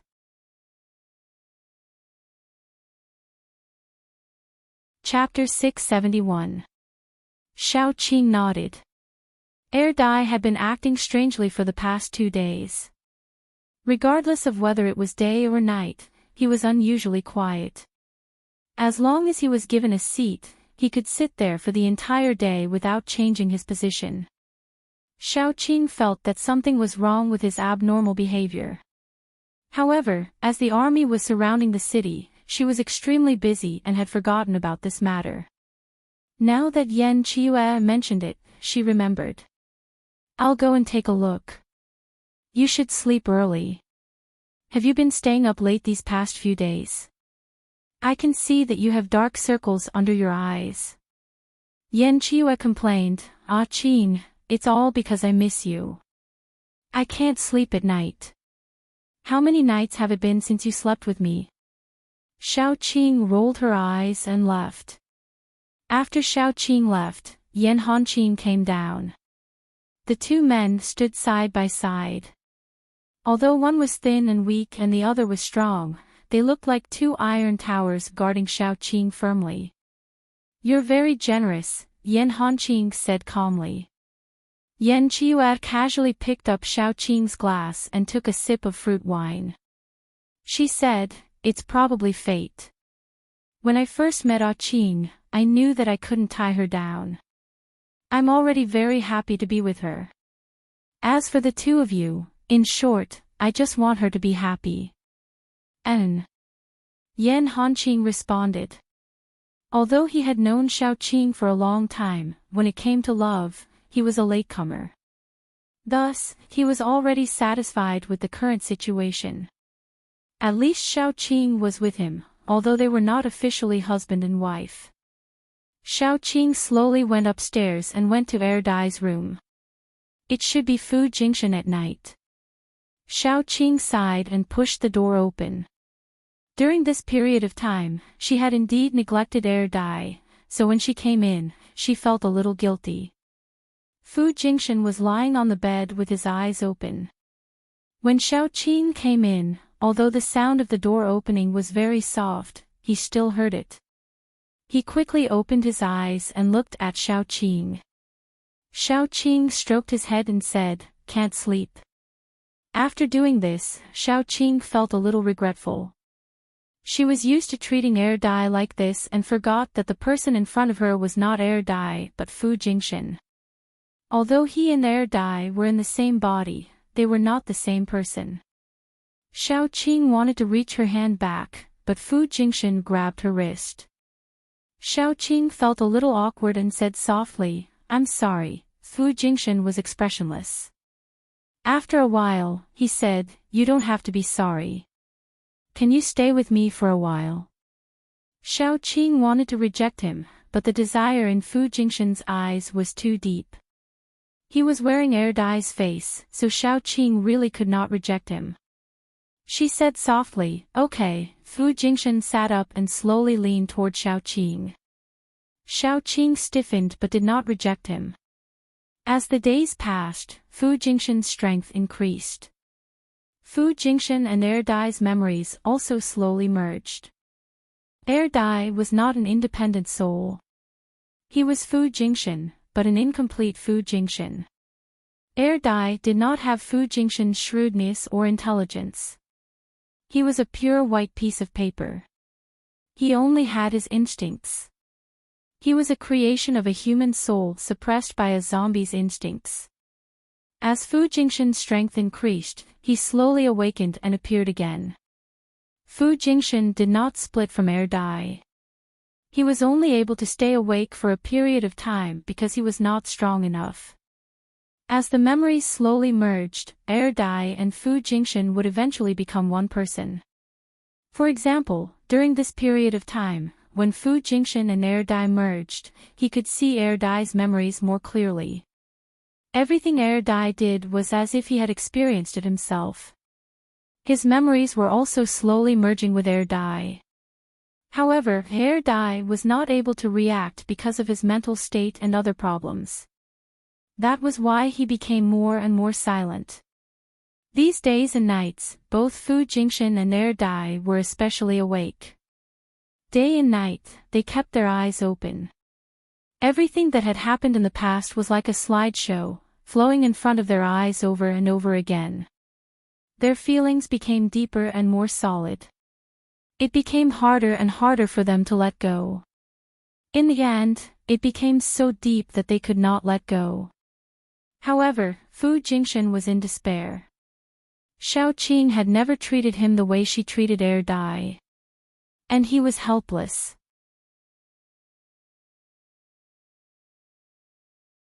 Chapter 672. Fu Jingshan rested his head on Xiao Qing's shoulder and remained silent. After a long time, Xiao Qing finally said, "That's all. I'll go back first." She had wanted to come over to see what was wrong with Fu Jingshan, but she hadn't expected the atmosphere to suddenly become ambiguous. She instantly panicked. Fu Jingshan only looked at her quietly. There was despair and dependence in his eyes, and there was also some trust that was exactly the same as the dummy's. It was as if Xiao Qing wanted his head, he would stretch it out without saying anything. Xiao Qing was very flustered. She gritted her teeth and said firmly, "I really have to go. Have a good rest. Don't think too much." Fu Jingshan still didn't say anything. He just watched quietly and watched Xiao Qing leave. Xiao Qing ran away as if she was escaping. She didn't know why, but she didn't dare to look at Fu Jingshan. Her heart was very flustered. After running away, she squatted on the rooftop for a long time. For some reason, she felt a little tired. There were too many things happening one after another. From big to small, each of them made her exhausted. She emptied her mind and didn't want to think about those things. She squatted on the rooftop and smoked all night. When she woke up the next day, there were cigarette butts all around her. The tiredness on her face disappeared when she reached the door. Yan Qiuao leaned against the door and said with a smile, "How was last night?" "Not bad." Xiao Qing smiled and didn't say anything. Yan Qiuao leaned over and sniffed. She frowned and said, "How many cigarettes did you smoke? Why is the smell of cigarettes on you so strong? You didn't squat at the door and smoke all night, did you?" Xiao Qing didn't say anything. Yan Qiuao tugged at her. "Don't forget that you have the whole Jiang city behind you. Take care of your body." Xiao Qing nodded and rubbed her head. Then she said, "Don't worry. I know what I'm doing." Then she went to organize the people. The next day, they still had to fight until no one dared to stand up. At that time, it would definitely not be like what the other party said. If the loser admitted defeat, would they go back to where they came from? Just like Jiang City. If Jiang City lost, would they surrender? Of course not. The other party was the same. At that time, they would only take advantage of this excellent opportunity to beat the dog in the water. This was tacitly agreed by both sides. However, if they were to kill one more expert from the other side in a duel, then their casualties would be smaller when the battle started later on. Therefore, duels were also very important. When it was time, Xiao Qing went out with her people. There was already a row of people outside. When Xiao Qing came over, Mr. Chiu raised his head. His eyes were dark and unclear. "We've been fighting for a whole day yesterday. How about we change the way we play today?" Mr. Chiu's hoarse voice sounded like a venomous snake crawling across the wet ground, making people's hair stand on end. "What kind of game do you want to play?" Xiao Qing asked coldly. Mr. Chiu laughed and said, "How about we draw lots? Each of us will send out 10 people. Everyone will draw a lot to represent each other's identity. Then we will decide who will be the first to draw lots. Whoever is drawn will be the winner. I will also participate. Mayor Xiao, you don't mind, right?" Xiao Qing held her chin and said lazily, "If it's just like this, it's meaningless, right?" Mr. Chiu continued, "Of course it's not just like this. Besides me, I will send out 3 level 6 experts, 3 level 7 experts, and 3 level 8 experts. Your side will have at least 3 level 6 experts, 3 level 7 experts, and 3 level 8 experts." Xiao Qing's eyes turned cold. If they were unlucky and drew level 8 experts, wouldn't it be a dead end? Mr. Chiu continued, "Of course, if Mayor Xiao doesn't want to play like this, it's fine. Let's stop here and fight to the death again. How about that?"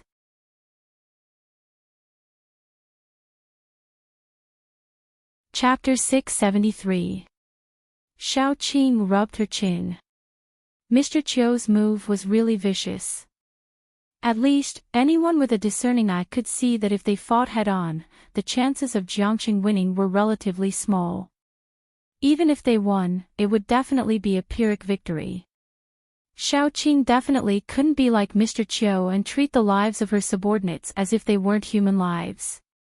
She frowned and said after a while, "Okay, let's do it this way. Since you're going up, I'll go too." Xiao Qing smiled and stood up. "Since the game has changed, let's start. Prepare some lots. I want to have a good time with Mr. Chiu." The lots were prepared by Xiao Qing's side. After both sides checked and confirmed that there were no signs of cheating, the first lot drawing began.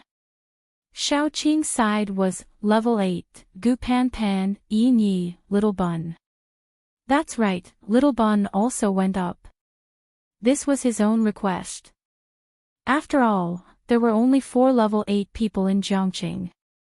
After removing Xiao Qing, if Little Bun didn't go up, there would be one less person and they would be at a disadvantage for no reason.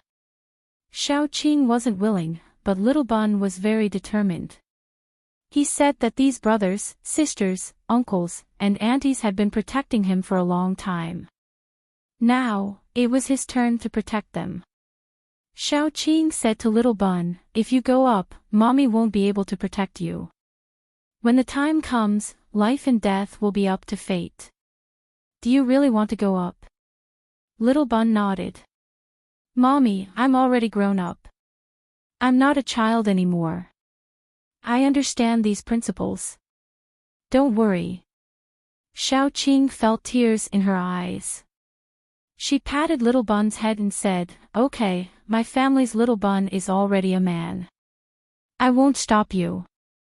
The candidates for level 7 were Yan Hanqing, Mu Lin, and Gu Chuan. Finally, it was the 6th rank. The 3 people at the 6th rank were Qin Zixi, Zhu Maqin, and Xiao Tong. Xiao Qing was only at level 6, but Mu Lin had said that unless she went all out, she would only have a 50-50 chance of winning against Xiao Qing. Her defensive ability was too strong. Even if she fought against a level 8, she would not be at a disadvantage for a short period of time. This period of time was enough for Xiao Qing to admit defeat and rescue her. Needless to say, Qin Zixi explosive power was probably the strongest among them. With so many high-level mutant beasts protecting him, even a level 8 paranormal couldn't hurt him. The last one was Zhu Maqin. He used to be the leader of one of the top 4 mercenary groups in the capital, so he must have a lot of tricks up his sleeve. These 3 people were the strongest level 6 paranormals in Rivertown. Don't worry, Xiao Qing sent them out. After confirming the candidates, each person's code name was written on each stick, including Xiao Qing's. Then the sticks were placed in the pot and placed on the table at the front. "How do we decide who will be the first to draw?" Mr. Chiu's laughter was even more unpleasant. It sounded like sand rubbing against glass. It was very harsh. He pointed at Little Bun and said, "I think this kid is the youngest. Why don't we let him draw?" Xiao Qing sneered and said, "If we're talking about age, do you have anyone on your side? Let's be fair. Let's play rock paper scissors." Those people hadn't played rock paper scissors for a long time, so they were a little confused when they heard the words rock paper scissors. Mr. Chiu came to his senses and stepped forward. "Okay, the winner will draw a stick from his pot and be the first to draw." Xiao Qing also walked over. The 2 of them reached out their hands and really played rock paper scissors. When her slender, white, and tender fingers were put together with the fingers full of scars and pustules, a sharp contrast was formed.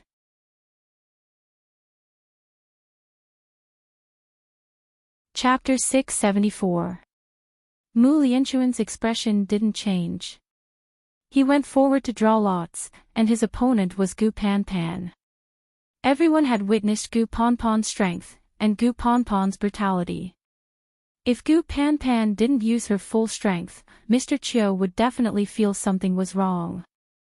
But if she used her full strength. After all, Mu Lianchuan was one of them, and he had sent messages to them many times. She couldn't beat him to death.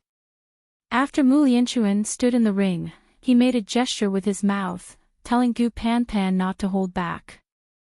Gu Pan Pan gritted her teeth and rushed forward. Both of them were power-type paranormals or zombies with strong bodies. When they fought, there were no tricks, just punches to the flesh. Although Mu Lianchuan was at the 8th rank, he was still a bit weaker than Gu Pan Pan. In a situation where Gu Pan Pan didn't hold back, Mu Lianchuan managed to hold on for dozens of rounds before gradually falling into a disadvantage. Now Gu Pan Pan was the most worried. She had to ensure that Mu Lianchuan would leave the ring alive without showing any flaws. It was really difficult. After all, both of them had the same purpose, which was to kill. If Gu Pan Pan didn't kill Mu Lianchuan when she had the chance, Mr. Chiu would definitely feel something was wrong. As a spy, once Mu Lianchuan was discovered, he would certainly die. Gu Pan Pan had a terrible headache, but she still tried her best. Every punch of hers fell on Mu Lianchuan's body, and Mu Lianchuan was constantly beaten back.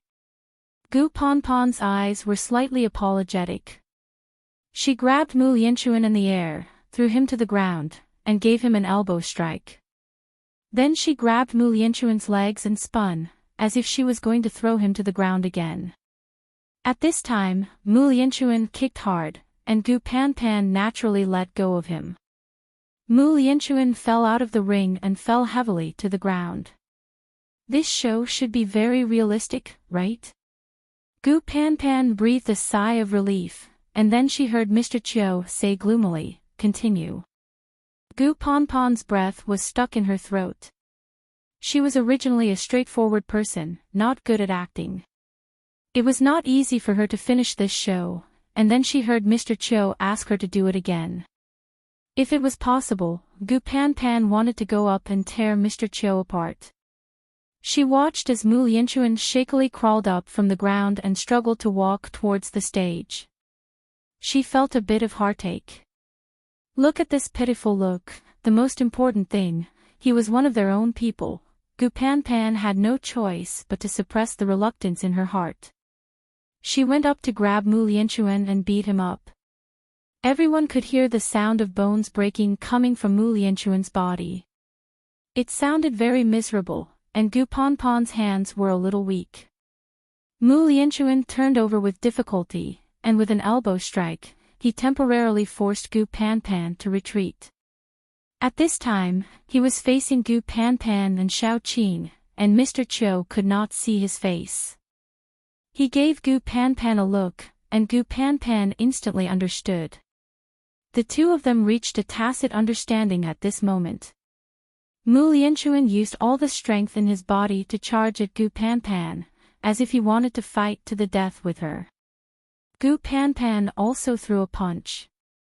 The moment the two of them came into contact, Mu Lianchuan crossed his arms in front of his body. With a crack, the bones in his arms broke inch by inch, and his whole body flew out for the second time. This time, he did not even have the strength to get up. Xiao Qing stood up decisively. Even if your people drew lots, what's the use? I advise you to just admit defeat. As expected, Mr. Chiu did not call Mu Lianchuan to the ring again. He laughed in a hoarse voice, and then said, "The good show is yet to come. What's the rush?"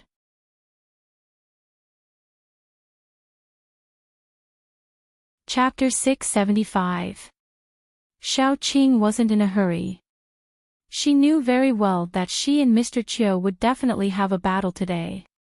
This battle would determine many things, such as the outcome of this challenge tournament and the outcome of this war. Since that's the case, let's continue, Xiao Qing said calmly. The third round was very unlucky. Mr. Chiu's people drew lots again. The person who walked out was a woman with a hunched back. She wasn't old, but her back was very hunched. It was as if she was carrying a millstone on her back. She drew the lot that belonged to little Bowsy. Xiaoqing instantly gripped the armrest of the chair tightly. Little Bun was already at grade 8, but in Xiaoqing's eyes, he was still that small child that she held in her hand and needed to protect. At that moment, Xiaoqing really had the urge to stand up and shout that she didn't want to fight anymore. But she couldn't. Even if it was for the people behind her, she couldn't. Little Bun waved at Xiaoqing with a smile. He looked soft and cute and was easy to bully. Many people in Rivertown were on tenterhooks. They all knew Little Bun. He was Xiaoqing's son. During this period of time, he brought a group of friends and ran around to deliver water, food, and medicine to them. Many people in Rivertown liked Little Bun. Yes, such a cute and obedient child. Who wouldn't like him? But this child was about to go to the battlefield for the entire Rivertown. Many people stood out and told Xiaoqing that they didn't want to take part in this challenge tournament. At most, they would fight to the death with them. The people of Rivertown weren't afraid. They didn't need a child to risk his life for them. Weren't the rules of Rivertown always like this? The elderly, children, the sick, the weak, and the disabled would all receive the protection and support of Rivertown. They shouldn't have to shoulder more things just because of Little Bun's identity. But the person who didn't want Little Bun to take the risk the most was Xiaoqing. She gripped the armrest of the chair so tightly that it was almost crushed. The person standing in the arena was her son. He had only been in this world for slightly more than 2 years. She couldn't bear to do that either. Little Bun climbed up the stage and panted heavily as he moved his short legs to the center of the stage. He looked at the hunchbacked woman with a pair of heterochromatic eyes. He asked seriously, "Grandma, do you need me to take off your bag first before we fight? That bag looks really heavy. If you were to fight me with that bag, wouldn't it be a little unfair for me to win?" Many people began to snicker. The hunchbacked woman raised her head. Hidden under her messy hair was a pair of turbid and cold eyes. After a long time, she said, "No need." Little Bun bit his finger and looked very conflicted. He walked forward and said, "Then, Granny, let's shake hands. I read in the books that we have to shake hands before a fight to show our friendliness." Those who knew Little Bun's ability couldn't help but laugh. The filling of this bun was definitely black. His ability was to devour. If he really held it, how could he let go? Mulin's worry dissipated a little. She whispered, "Ah Qing, your son is as black as you." The hunchbacked old woman looked at Little Bun's chubby hand and slowly extended her walking stick. The end of the stick was very sharp and shone with a cold light. Little Bun hurriedly took a step back and widened his eyes. "Granny, how dare you disrespect your elders?" The hunchbacked woman didn't like to argue. She pointed the end of the walking stick at Little Bun. Immediately, countless black threads drilled out of it. After these threads landed on the ground, they began to move. They weren't threads, but thread-like worms. These worms were very thin, but they constantly drilled out from the end of the walking stick. When there were enough of them, they piled up together and wriggled continuously. It made one's scalp tingle and feel disgusted. Little Bun bit his finger and kept moving his feet. He hated worms the most. He just wanted to stay as far away from these worms as possible. The hunchbacked woman kept releasing worms. Soon, half of the stage was occupied by worms. After she tapped the ground with her walking stick, all the worms jumped up and shot towards Little Bun. Xiaoqing's expression changed. She suddenly jumped up and rushed towards the stage.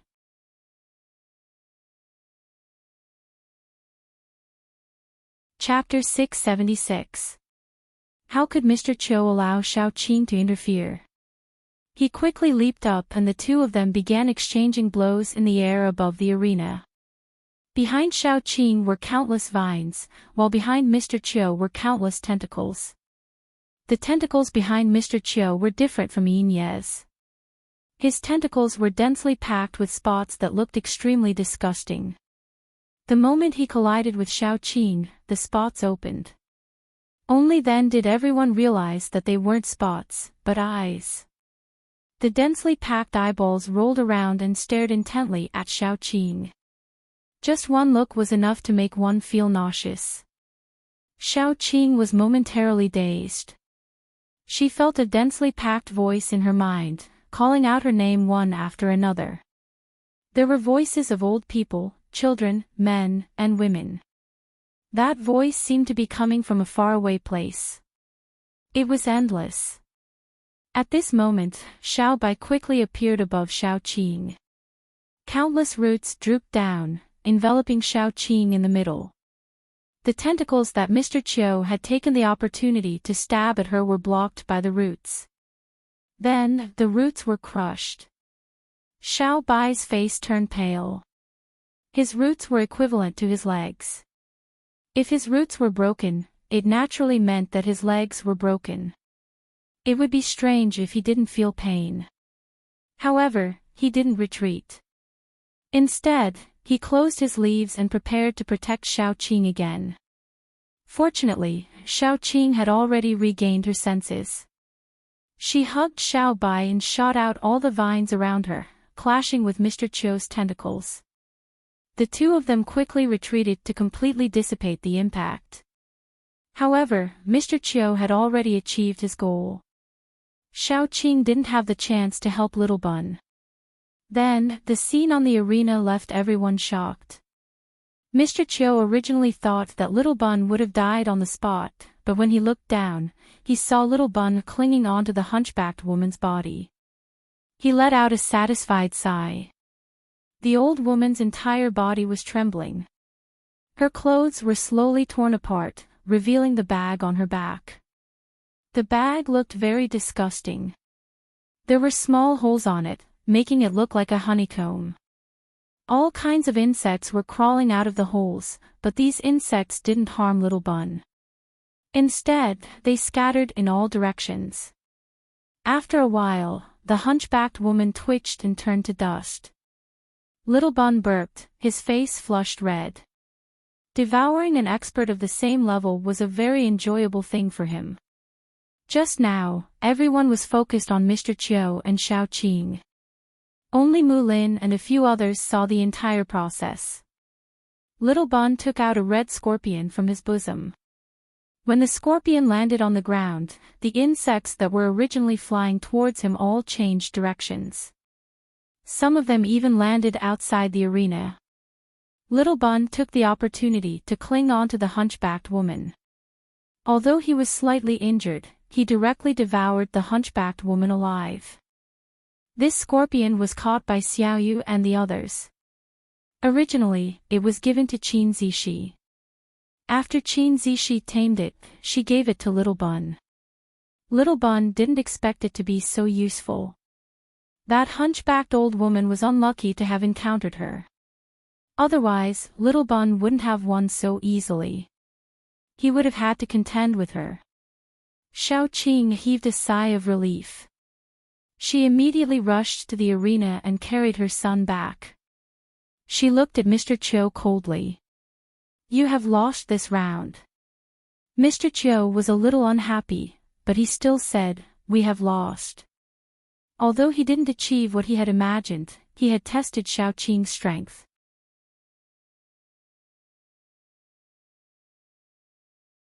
Chapter 677.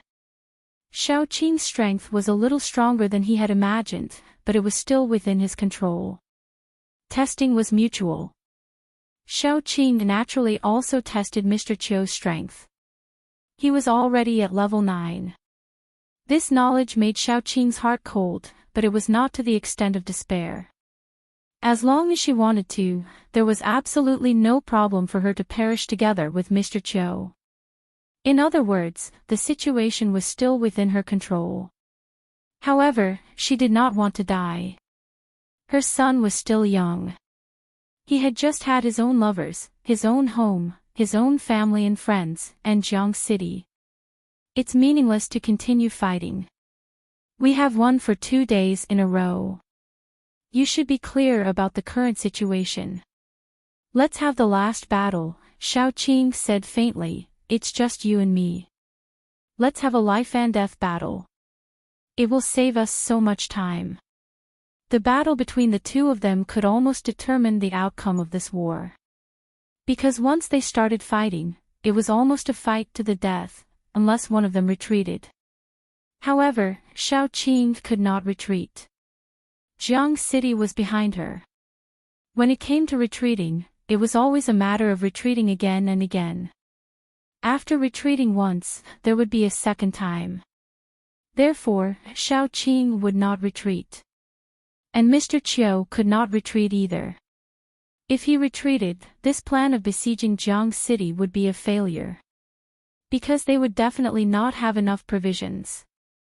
If they lost this excellent opportunity, it would be difficult for them to do it again. Therefore, the two of them represented a life and death battle.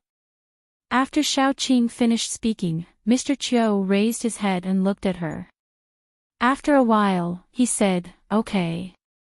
Xiao Qing waved her hand and asked her people to step back. If she fought with Mr. Chiu, she would definitely lose control. If she hurt her own people, it would be ridiculous. Both of them walked out and stood in the middle. Xiao Qing took the lead and released Guangguang, then Xiao Bai. Xiao Bai held the healing plant and stood under the tree. Xiao Bai was Xiao Qing's confidence. With Xiao Bai, Xiao Qing had a portable medical team that could treat her at any time.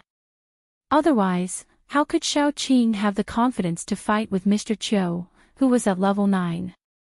What was more interesting was that Xiao Qing's attacks were mainly vines, while Mr. Chiu's attacks were tentacles. The two of them had similar forms, and it was particularly interesting at the beginning. One stood on the left, the other on the right. In the middle, there was a ball of green and a ball of black intertwined, and neither could do anything to the other. But both of them knew that if this stalemate continued, it would be meaningless. Therefore, they quickly withdrew their vines and tentacles, and began the second wave of tentacles. Broken vines and wriggling tentacles constantly appeared on the ground. The battle became more and more intense. In the middle of the fight, both of them had a special tacit understanding.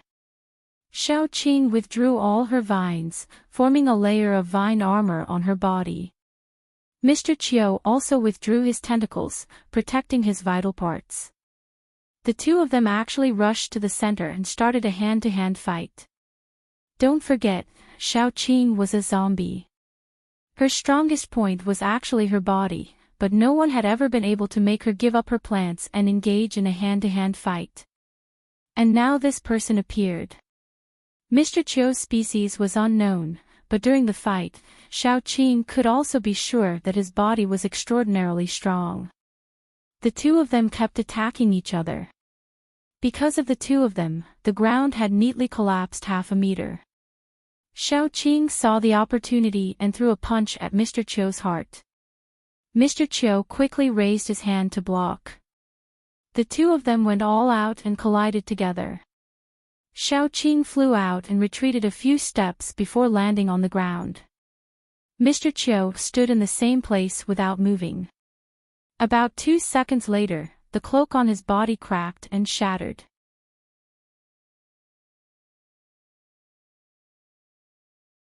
Chapter 678. Xiao Qing curled her lips. She did it on purpose. When she hit Mr. Chiu, she used all her strength on his clothes and not on his body. Otherwise, why would Mr. Chiu not move at all when she had retreated so far away when the difference in strength between the two of them was not that great? She just wanted to see who Mr. Chiu was and why he kept targeting her. After the cloak broke, Mr. Chiu was stunned for a moment. Then, he calmed down. He looked at Xiao Qing and curled the corners of his lips. Xiao Qing looked at Mr. Chiu and finally saw his face clearly among the pile of scars. It was Fu Jingmo, the man who was supposed to be dead but suddenly appeared here. To be honest, if she didn't look at Dai every day, and Fu Jingmo looked exactly the same as Dai, Xiaoqing definitely wouldn't recognize him. Fu Jingmo's face was completely ruined. He was blind in one eye. Where his left eye should have been was a black ball. Tentacles extended out from the ball and took root in the eye socket. It looked extremely terrifying.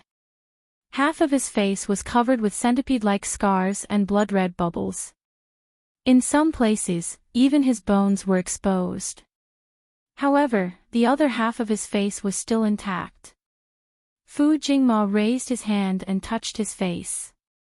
He laughed hoarsely and said, "Did you see it clearly? If it's not clear enough, I can let you take a closer look." Xiaoqing was expressionless. After a while, she said, "Ah. You're actually not dead." Fu Jingmo curled the corners of his lips. When his lips curled up, the ruined half of his face twitched and looked even more ferocious. "Isn't it a pity? Yes, I'm not dead. And I'm back for revenge." He didn't know whether he should thank Dr. Jiang or hate him.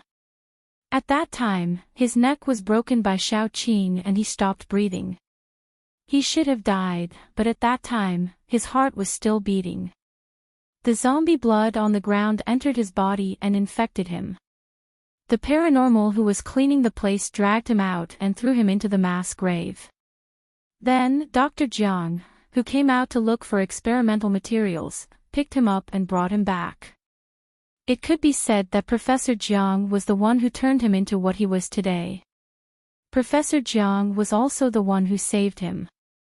Xiaoqing said indifferently, "If I can kill you once, I can kill you a second time. Then come and try." Fu Jingmo licked his lips and sneered. One of Xiaoqing's mysteries had been solved, but there was now a second one. Fu Jingmo was quite shrewd, but he wasn't so shrewd that he could fool her. The previous conspiracy was one step after another. Each step was very meticulous and had a different direction. If the conspiracy succeeded, their goal would be achieved. But even if it failed, they could still achieve a secondary goal. The person who designed this scheme was extremely shrewd. It was not that Xiaoqing looked down on Fu Jingmo, but he was still lacking. If Fu Jingmo wasn't the mastermind behind this, then, who was? Xiaoqing's brain was spinning fast. She suddenly had another idea. Maybe Dr. Jiang was a more important person. Fu Jingmo might be working with Dr. Jiang, or he might be under Dr. Jiang's instructions. Both were possible. If it was the latter, then Dr. Jiang was the mastermind behind this. Of course, there was another possibility. Both Dr. Jiang and Fu Jingmo were targeting Jiangxing City. The difference was that one was using wisdom, while the other was using strength. No matter what the truth was, the most important thing now was to stand against Fu Jingmo. Xiaoqing raised her hand. Countless vines immediately rushed to the sky and lifted her up. The vines were like wires, bringing her down from the sky and rushing towards Fu Jingmo.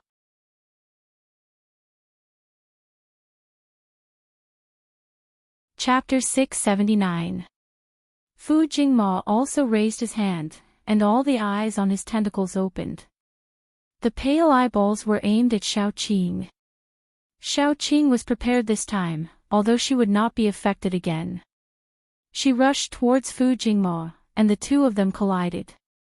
The moment they were close, Xiaoqing quickly threw 3 punches at Fu Jingmo's abdomen. Fu Jingmo also left a wound on Xiaoqing's shoulder. Logically speaking, Xiaoqing should have followed up her victory and attacked.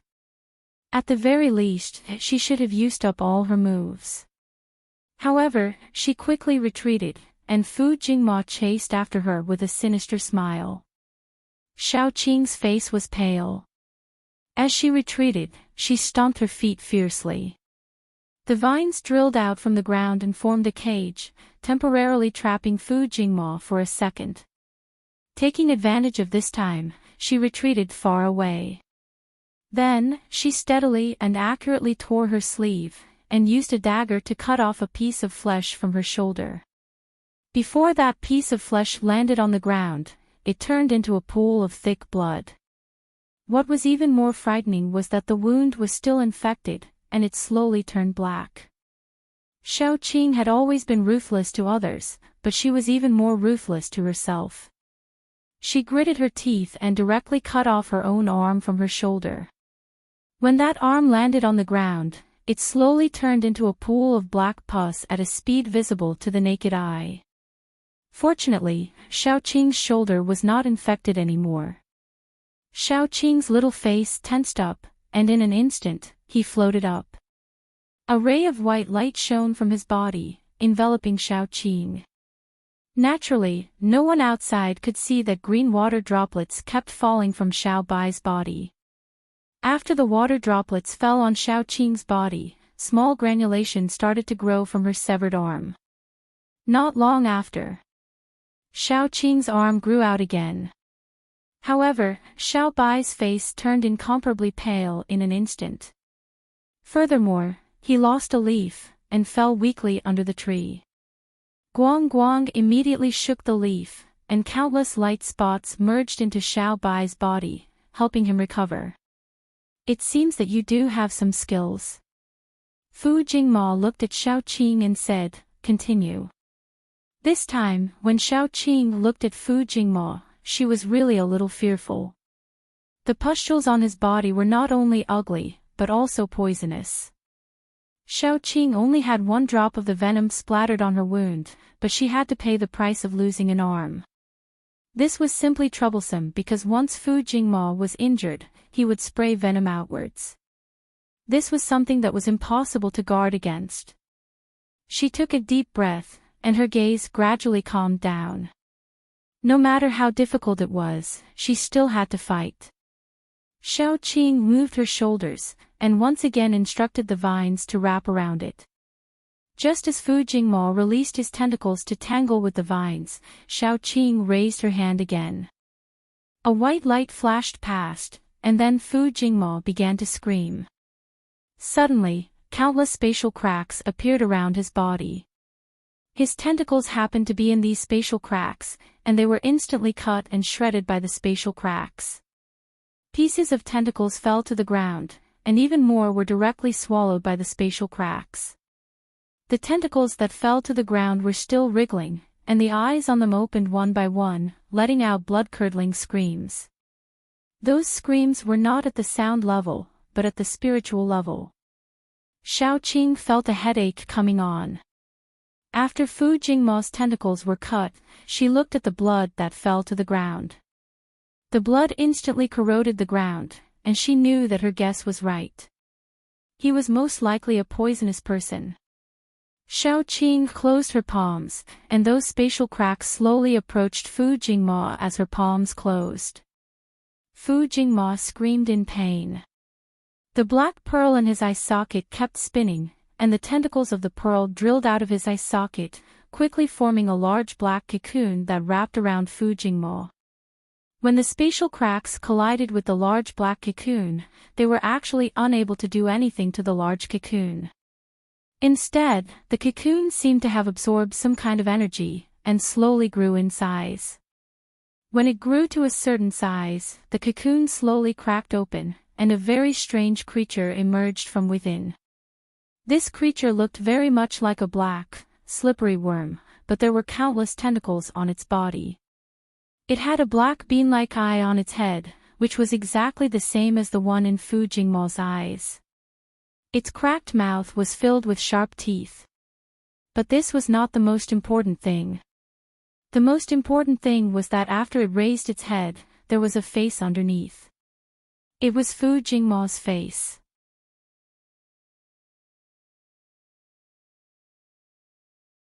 Chapter 680. So ugly, Xiaoqing was expressionless. The vines in her hands hit the bug hard, making a crisp sound. However, there wasn't even a white mark on the bug's body, let alone a wound. Xiaoqing observed the bug carefully from top to bottom, left to right, and retreated at the same time. Not only did the bug have a high defense, but it was also astonishingly fast. She almost couldn't dodge it several times, so she had to tear the space and move away temporarily. Not to mention the vines, even the space cracks couldn't hurt the big bug. In an instant, Xiaoqing was in a very difficult situation. She could only hide, but how long could she hide? Sooner or later, her supernatural power would be exhausted. Who knew how many supernatural powers this strange bug had? Xiaoqing kept hiding, which angered the big bug. The big bug suddenly raised its head, revealing Fu Jingma's face.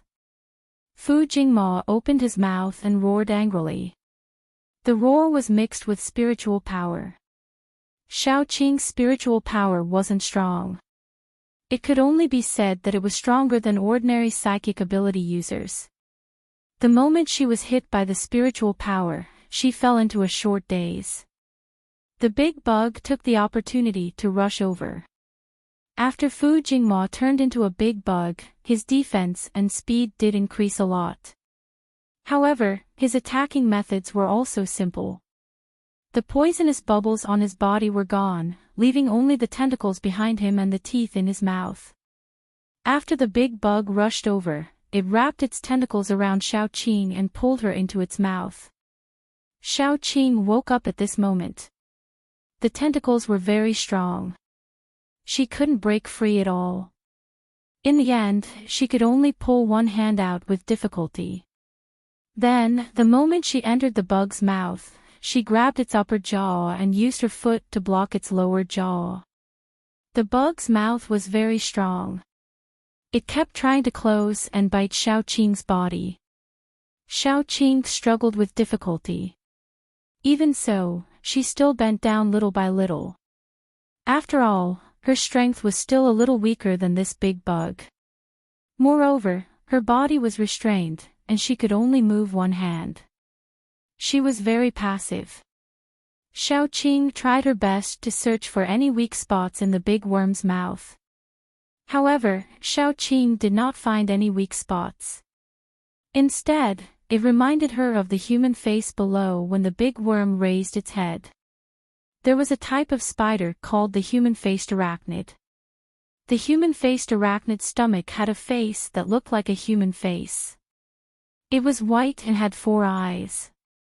The human-faced arachnid's back was very hard. Its only weakness was the eyes on its abdomen. Could Fu Jingma's weakness be the human face on his abdomen? He raised his head and tried to bite Xiaoqing's body. Coincidentally, the human face was exposed. Xiaoqing secretly communicated with Xiao Bai. Xiao Bai's mental strength was very strong. He built a bridge between the two of them, allowing them to communicate smoothly at any time and place. After Xiao Bai received Xiaoqing's command, he swallowed his saliva and grasped a dagger in his hand. He let the vines rise and cover his body. Then, he quickly burrowed into the ground. The next time he appeared, he was in front of Fu Jingma.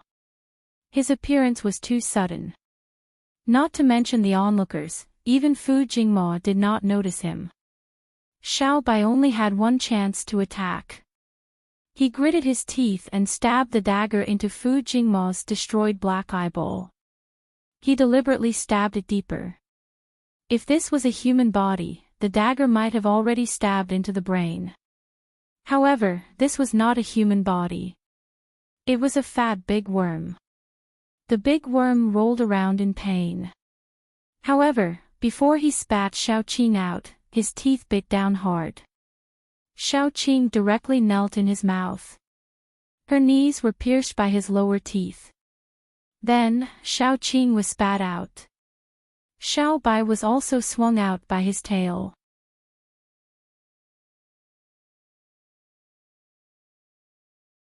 Chapter 681. Xiaoqing seized the opportunity and rolled away.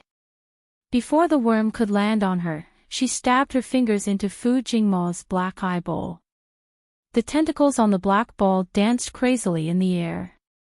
Xiaoqing pressed her finger deeper and then flicked it outwards. She dug out the strange eye. Fu Jingma screamed in pain. Black filthy water kept flowing out of his body. Soon, the big worm melted and disappeared. Only Fu Jingma was left in a sorry state. At this moment, Xiaoqing ruthlessly punched Fu Jingma's head. Half of his face, along with his head, exploded with a crack. Brain matter mixed with an unknown liquid splattered everywhere. Fu Jingma was already a poisonous man. No matter if it was his blood or anything else, everything in his body was poisonous. Now, all of it splashed onto Xiaoqing's body. Xiaoqing's bones were tough, but even she screamed in pain. Her flesh and bones were melting at a speed visible to the naked eye. Xiaobai was so scared that his face turned pale.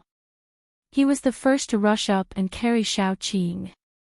Then, he rushed back to Guangguang. The light spots on Guangguang's body and the green liquid on his body kept flowing into Xiaoqing's body.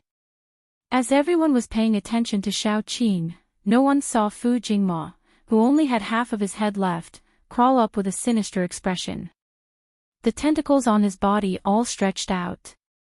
Everyone who had taken Fu Jingma's medicine and increased their strength realized that they couldn't move.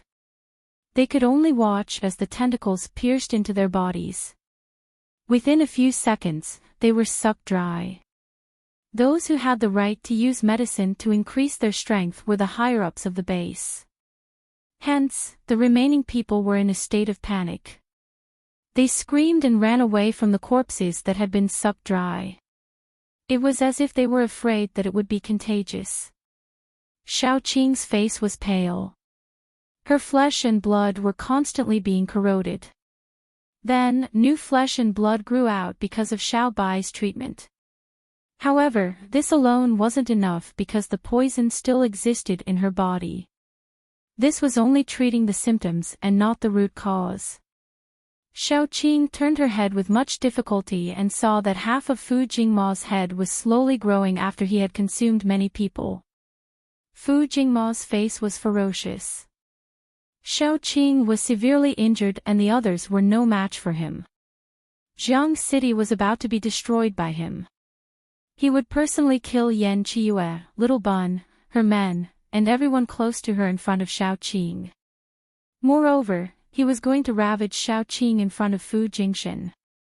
He was not going to let this bitch and that bastard off. Xiaoqing silently watched as Fu Jingma walked over.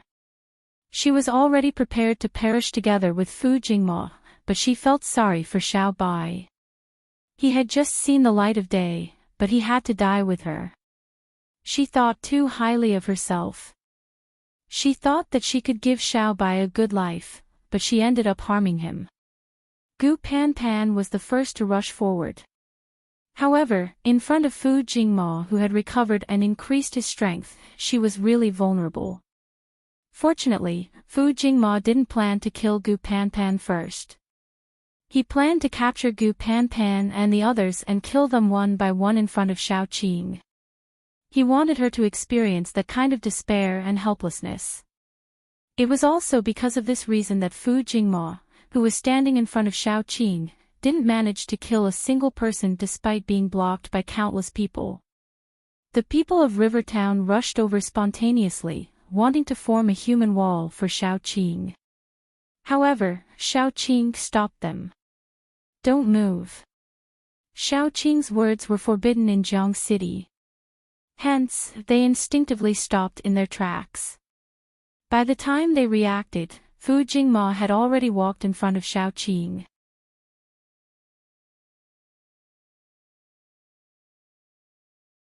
Chapter 682. Do you regret it? Fu Jingma touched half of his face. Initially, his attitude was gentle, but soon, he became ferocious. How am I worse than Fu Jingshan? How am I worse than him? Why do you like him but hate me? You even want to kill me for him. You bitch. I'll make you regret it. I'll make you regret it. Don't touch her. A hoarse voice came from the crowd. Die, oh no, it should be Fu Jingshan, smashed into Fu Jingma like a cannonball. The two of them had very similar faces, but they were rolling on the ground in a ball. Fu Jingshan's eyes were red as though blood was about to drip out. He wasn't even an 8th grade fighter, but the aura around him kept rising. The two of them were like mad dogs, tearing at each other on the ground. Blood and flesh flew everywhere. Fu Jingshan was like a madman, biting Fu Jingma's neck fiercely. Fu Jingma's neck was about to be bitten off. Fu Jingma kept screaming, "You lunatic. Fuck, you're a lunatic." In the end, Fu Jingshan's aura was not weaker than Fu Jingma's. In fact, it was even stronger. He bit off half of Fu Jingma's neck and broke half of his arm. Fu Jingma had been suppressed by Fu Jingshan before the apocalypse. Now, he was frightened by Fu Jingshan's reckless behavior. At that moment, he didn't care about Shaoqing or revenge. He broke free from Fu Jingshan and ran away. When he ran away, Little Bun happened to be in his path. Fu Jingma's eyes were vicious. He quickly wrapped Little Bun with his tentacles and ran away. Shaoqing's eyes were red, but she was seriously injured. The higher-ups of Jiang City were also lying on the ground with minor injuries. Only Fu Jingshan was left kneeling on the ground. His eyes were so red that it looked like blood was about to drip out. He looked like he was in a daze. Shaoqing was a very decisive person. She trembled as she picked up the dagger and began to cut off her own flesh. She cut off everything that had been poisoned. Towards the end, her hands kept trembling and she couldn't cut steadily. She cut off a large piece of flesh in vain. Xiao Bai's eyes were red as she took the knife. With trembling hands, she cut off the flesh bit by bit. Once the skin and flesh that had been soaked in the venom were all peeled off, the new skin and flesh would no longer be corroded by the venom. Shaoqing's skin and flesh had yet to recover, so she staggered over and hugged Fu Jingshan. Fu Jingshan's condition was so strange that even she was a little scared. After Shaoqing hugged him, she realized that Fu Jingshan's skin was frighteningly hot. She was really going crazy. Her son had been snatched away, her family and friends were all injured, and Fu Jingshan's condition was unknown. Mu Lin struggled to stand up and said, "He won't touch Xiaozi easily. Sister, let's go back first. We shouldn't stay here any longer." Mu Lin looked at the group of people from the 12 Base Alliance with fire in his eyes. Although they were all pawns, the things that these pawns had done were enough to make her angry. Shaoqing knew that if she panicked, it would really be a mess. Especially now that Jiang City lacked a backbone, she couldn't panic. Shaoqing stood up and said coldly, "It seems that we have to continue fighting this war." Although the 12 Base Alliance wasn't without a leader, most of the senior members were dead. If they still didn't realize that they had been used by others, they would have lived in vain for so many years. But they had just experienced too many changes. First, Mr. Chiu revealed his true face and turned into such a horrible insect. Then, he killed a bunch of their senior members and was beaten away. They were really in a state of confusion.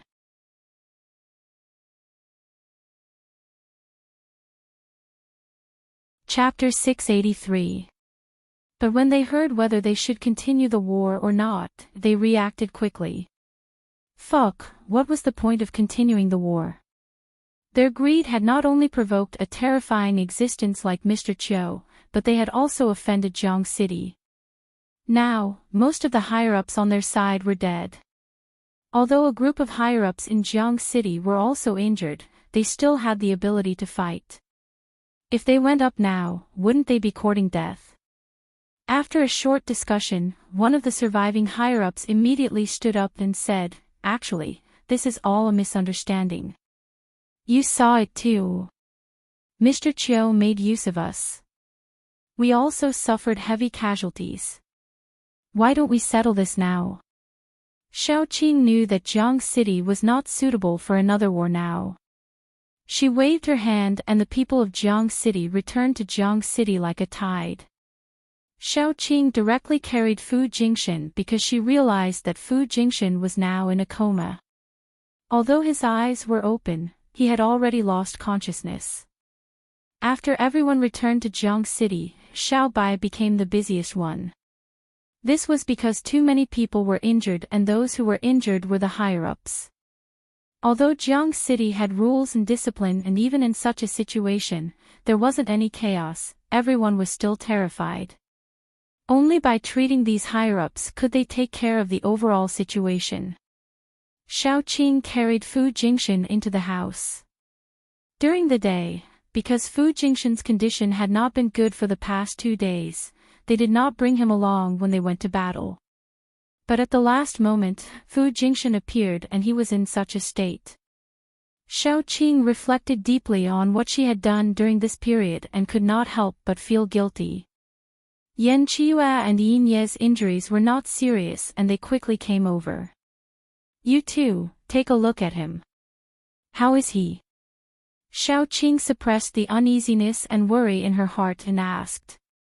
Yan Qiua said softly, Xiao Zi will be fine. He is smart. When everyone's injuries are better, we will go and find Xiao Zi. Xiaoqing smiled reluctantly. The two of them began to check on Fu Jingshan. The more they checked, the more they felt that something was wrong. Fu Jingshan's current condition was very strange. He gave off the feeling that he was a level 9 martial artist, but his body was very weak. If it was just this, it would at most make people feel that he was exhausted. But at the same time, Fu Jingshan's body was on the verge of collapse. This state was too strange. The two of them had never seen it before. Wait a moment.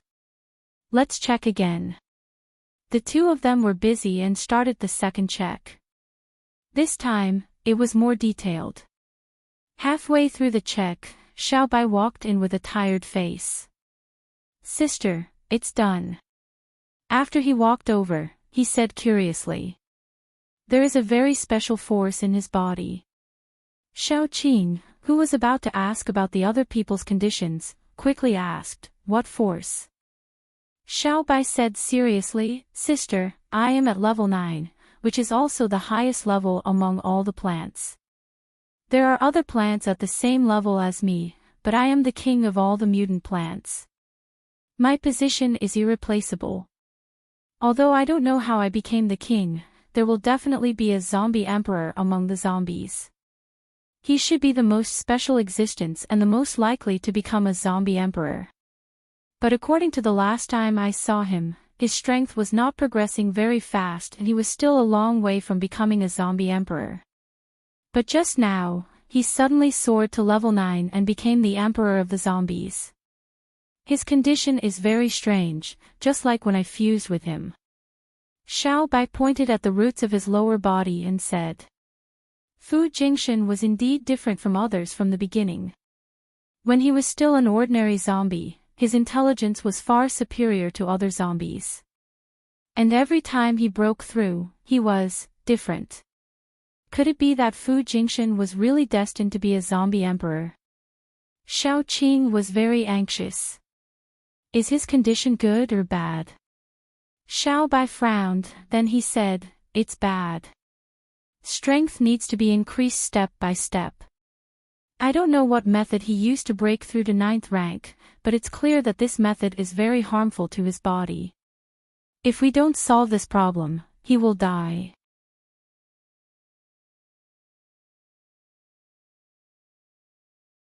Chapter 684. He would die.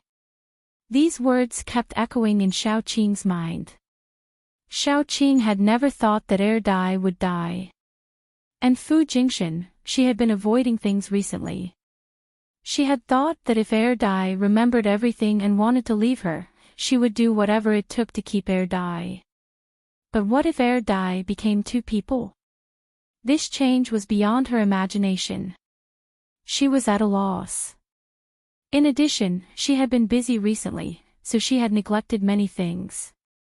Perhaps she had deliberately neglected them. But just now, when Fu Jingxin looked at Xiao Qing with that familiar gaze, Xiao Qing realized that he was still Air Dai. No matter whether he was called Air Dai or Fu Jingxin, his essence had not changed. The change was only on the surface, but she could not see through it. Is there a way? Xiao Qing was surprisingly calm. Xiao Bai shook his head. I don't know. But I think he needs to replenish his energy. It's enough for him to reach level 9. He also needs to repair his body. Most importantly, he needs to wake up. After all, Xiao Bai was currently a known level 9. Furthermore, he was the king of plants, so he definitely knew more than others. Little Bai, I'll have to trouble you, Qiyue, and Yin Yi for the next 2 days. Think of a way. Xiao Qing took a deep breath before saying, if there's anything you need, just tell me. Xiao Bai nodded, and the three of them immediately began to research the method. Yin Yi ground the crystal core and added a lot of strange liquids, forming an energy liquid that looked like a nutrient solution. He then soaked Fu Jingxin in it. This energy liquid would continuously provide him with energy and stabilize the balance in his body. The rest would have to be done slowly. Xiao Qing stayed in the room for a long time.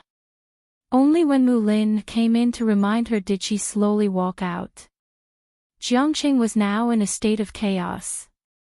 She had to make many decisions. Xiao Qing restrained herself from thinking about Little Bun's situation. But she still felt cold in her hands and feet. But she knew that the enemy was very powerful. She couldn't act rashly. Otherwise, the first place that would be in trouble would be Jiang City. This time, they were going to the enemy's lair. If they acted rashly, it would only take a few minutes for them to be completely wiped out. She was the lord of a city, so she had to force herself to calm down, think of a way to deal with it. After a while, someone came over and told her that Yi Wuzhua wanted to see her. Yi Wuzhua was the man who had tricked Gu Panpan. Xiao Qing had a very bad impression of him.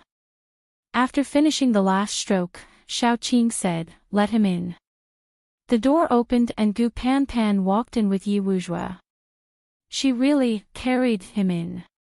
Yi Wuzhua looked like he was on the verge of death. His body was full of injuries.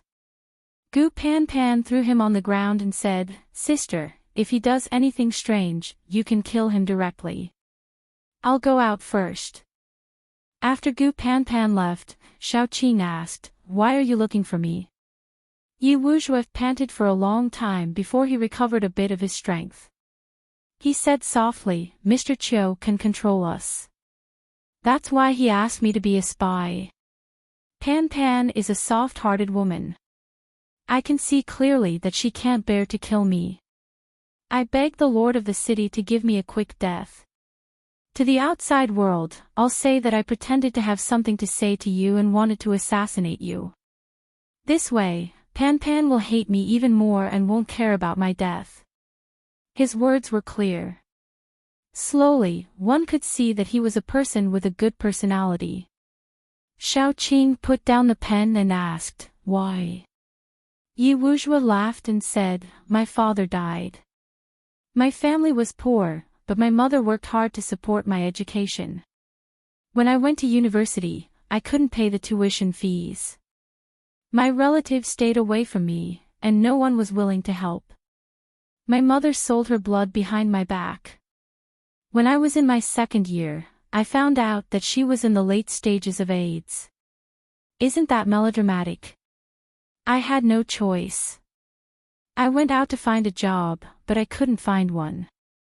It was easy to earn money, but I was arrogant.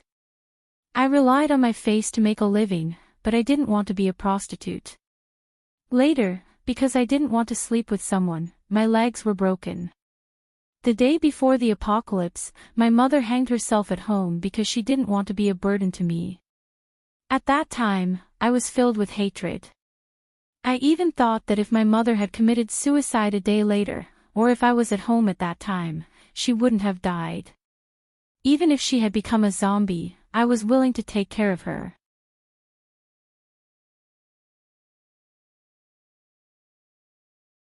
Chapter 685. When Yewuja mentioned Gu Pan Pan, his eyes were shining. In this life, I have never been treated well by anyone other than my mother, only Pan Pan. She is a kind girl, very cute. I have let her down, so I am not willing to let her down a second time. City Lord, I can see that you are also a good person. Please, give me a quick death. I have lived enough. The only regret in this life is that I cannot repay what I owe Pan Pan. Xiao Qing looked at him indifferently. There was no fluctuation in her eyes. After a while, she stretched out a vine. The vine pierced into Yewuja's chest. Yewuja closed his eyes and waited for death. After the vine pierced into his body, it slowly injected energy. The energy flowed through Yewuja's body. After moving around, Xiao Qing found the thing that was controlling Yi Qingjue. It was a black insect with tentacles all over its body, lying on top of Yi Qingjue's crystal core, its tentacles wrapped around the crystal core. Xiao Qing released some daughter and sent it into Yewuja's body, then the daughter followed the flow of energy in his body and slowly entered Yewuja's crystal core. The daughter silently took root around Yewuja's crystal core, slowly surrounding it. Yewuja was in so much pain that his entire body twitched. He tightly clenched his teeth and curled up into a ball. After the daughter wrapped around the crystal core, it attacked. The black insect was touched. Its body swelled up, wanting to explode. If it exploded, Yewuja would die without a doubt. The daughter quickly moved, wrapping around the insect that had temporarily left the crystal core due to its swelling. In the end, it turned into a green cocoon, then it continued to shrink. Its shrinking was very rhythmic. After Yewuja coughed out a mouthful of black blood, he lay there motionless. After a while, the vines retracted and a ball of daughter drilled out of the wound. Xiao Qing pinched the ball of daughter and said, "The control has been lifted, but your supernatural ability will not improve in the future. It might even regress. I don't care about what happened in the past, and I can't do anything about it. Take care of yourself in the future." Yewuja was lying on the ground in a daze. After a long while, he began to bawl. As a man, he had never cried when he was seriously injured. He had never cried when he was tortured. He had never cried when he was in so much pain. But now, he was bawling his eyes out. He was thinking how good it would have been if he had met Xiao Qing earlier. Then, he wouldn't have had to spend so much effort to deceive Gu Pan Pan. In the end, he would have lost his heart. He could be with Gu Pan Pan openly and give her love that was not fake or deceitful. But it was too late. Gu Pan Pan would never forgive him, and neither would he forgive himself. God had toyed with him his entire life, and in the end, he was still unwilling to give him a good ending. "Pan Pan, come in," Xiao Qing shouted. Gu Pan Pan walked in and dragged Yewuja out. Gu Pan Pan was expressionless. After dragging Yewuja far away, she said, "I won't forgive you." She had been eavesdropping outside for a long time. At first, she was worried that Yewuja would harm Xiao Qing. Later, she couldn't help but feel sad. She couldn't forgive Yewuja. Even if he had his reasons, he still lied to her and harmed Rivertown. So, it wasn't only her who couldn't forgive Yewuja, but also the entire Rivertown. Perhaps God really liked to play tricks on people the most. "I know." Yewuja revealed a rare smile. In the past, he wasn't under his control. Even his life was a chess piece in someone else's hands. Now, at least his life was his. Then, he could slowly repay the debt. You're tuning into the LoveLore Library YouTube channel. We're so grateful for your support, and don't forget to subscribe to join us on this incredible journey through captivating stories. Your generosity through donations truly makes a world of difference, as it's the primary source of revenue that allows me to expand and enhance this channel for you. Thank you from the bottom of my heart for being a part of this adventure.